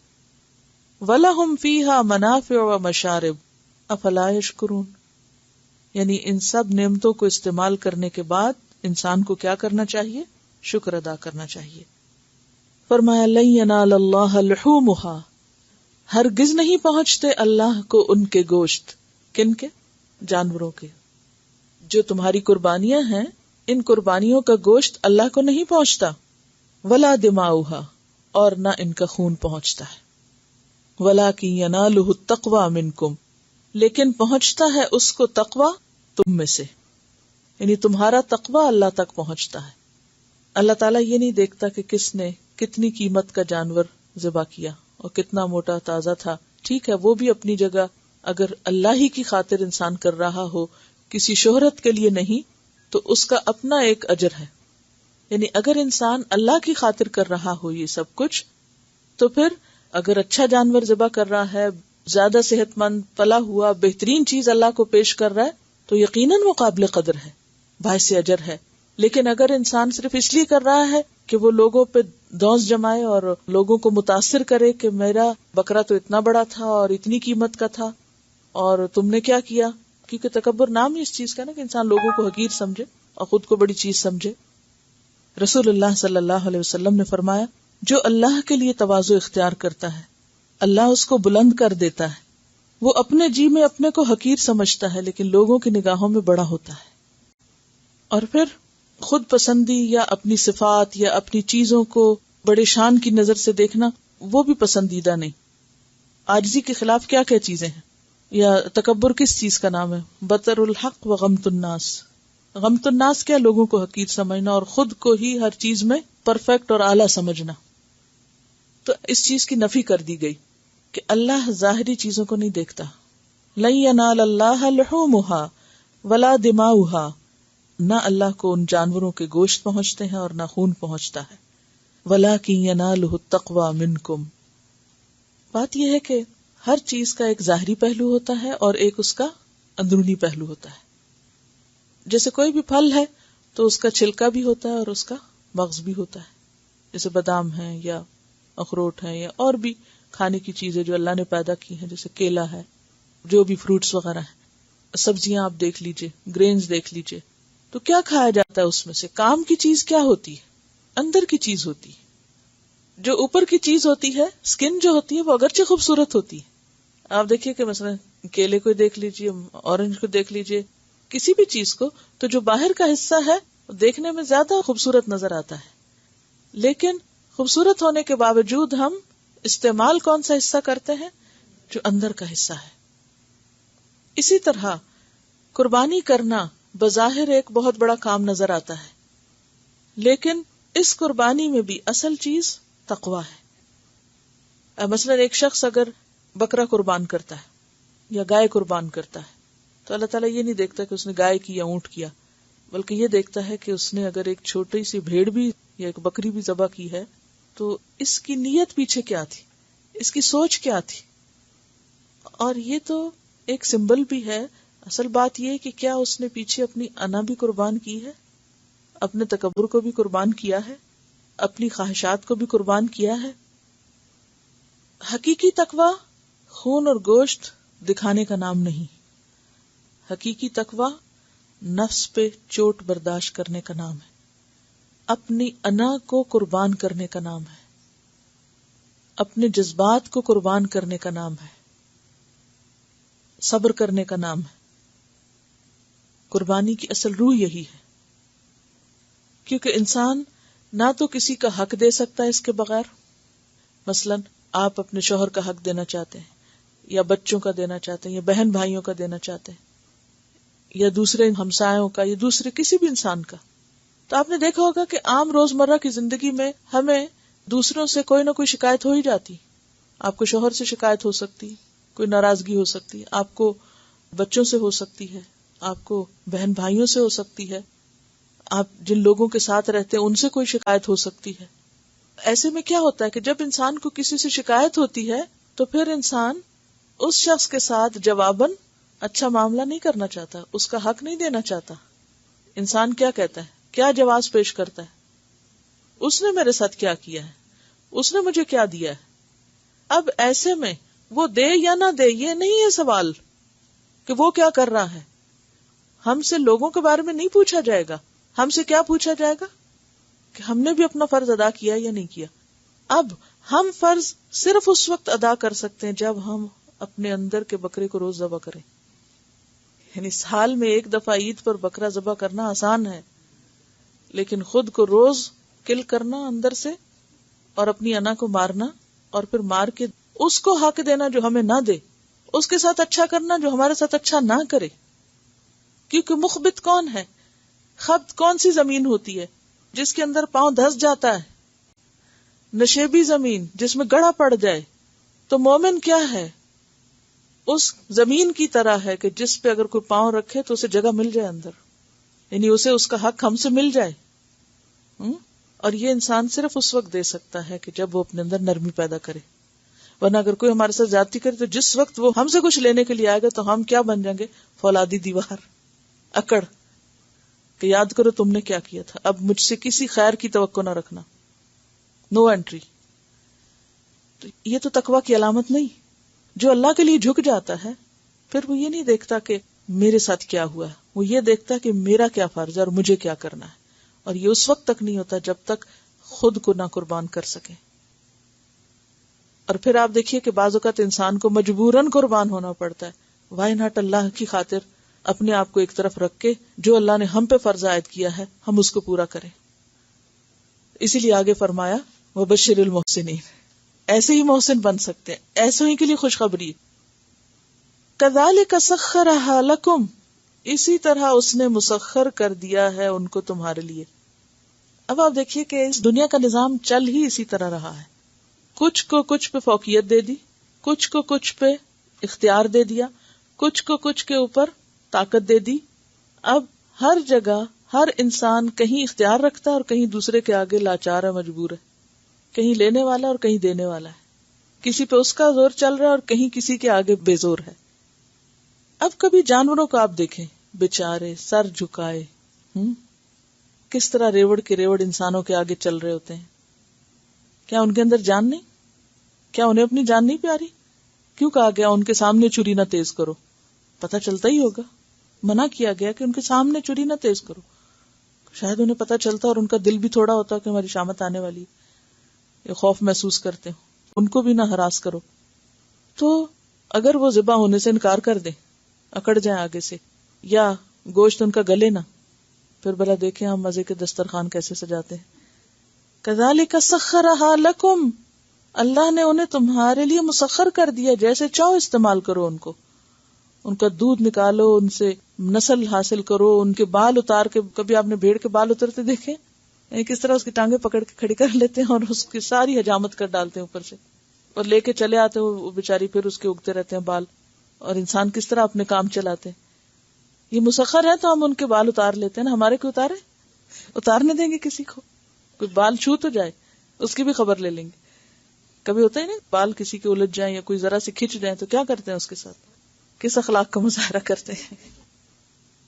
تو بات یہ ہے کہ کذالک سخرھا لکم، اس نے تمہارے لیے سب بندوبست کیے، لتکبروا اللہ علی ما ھداکم، تاکہ تم اللہ کی بڑائی بیان کرو، اللہ کی تکبیر کرو اوپر اس کے جو اس نے راہ دکھائی تم کو.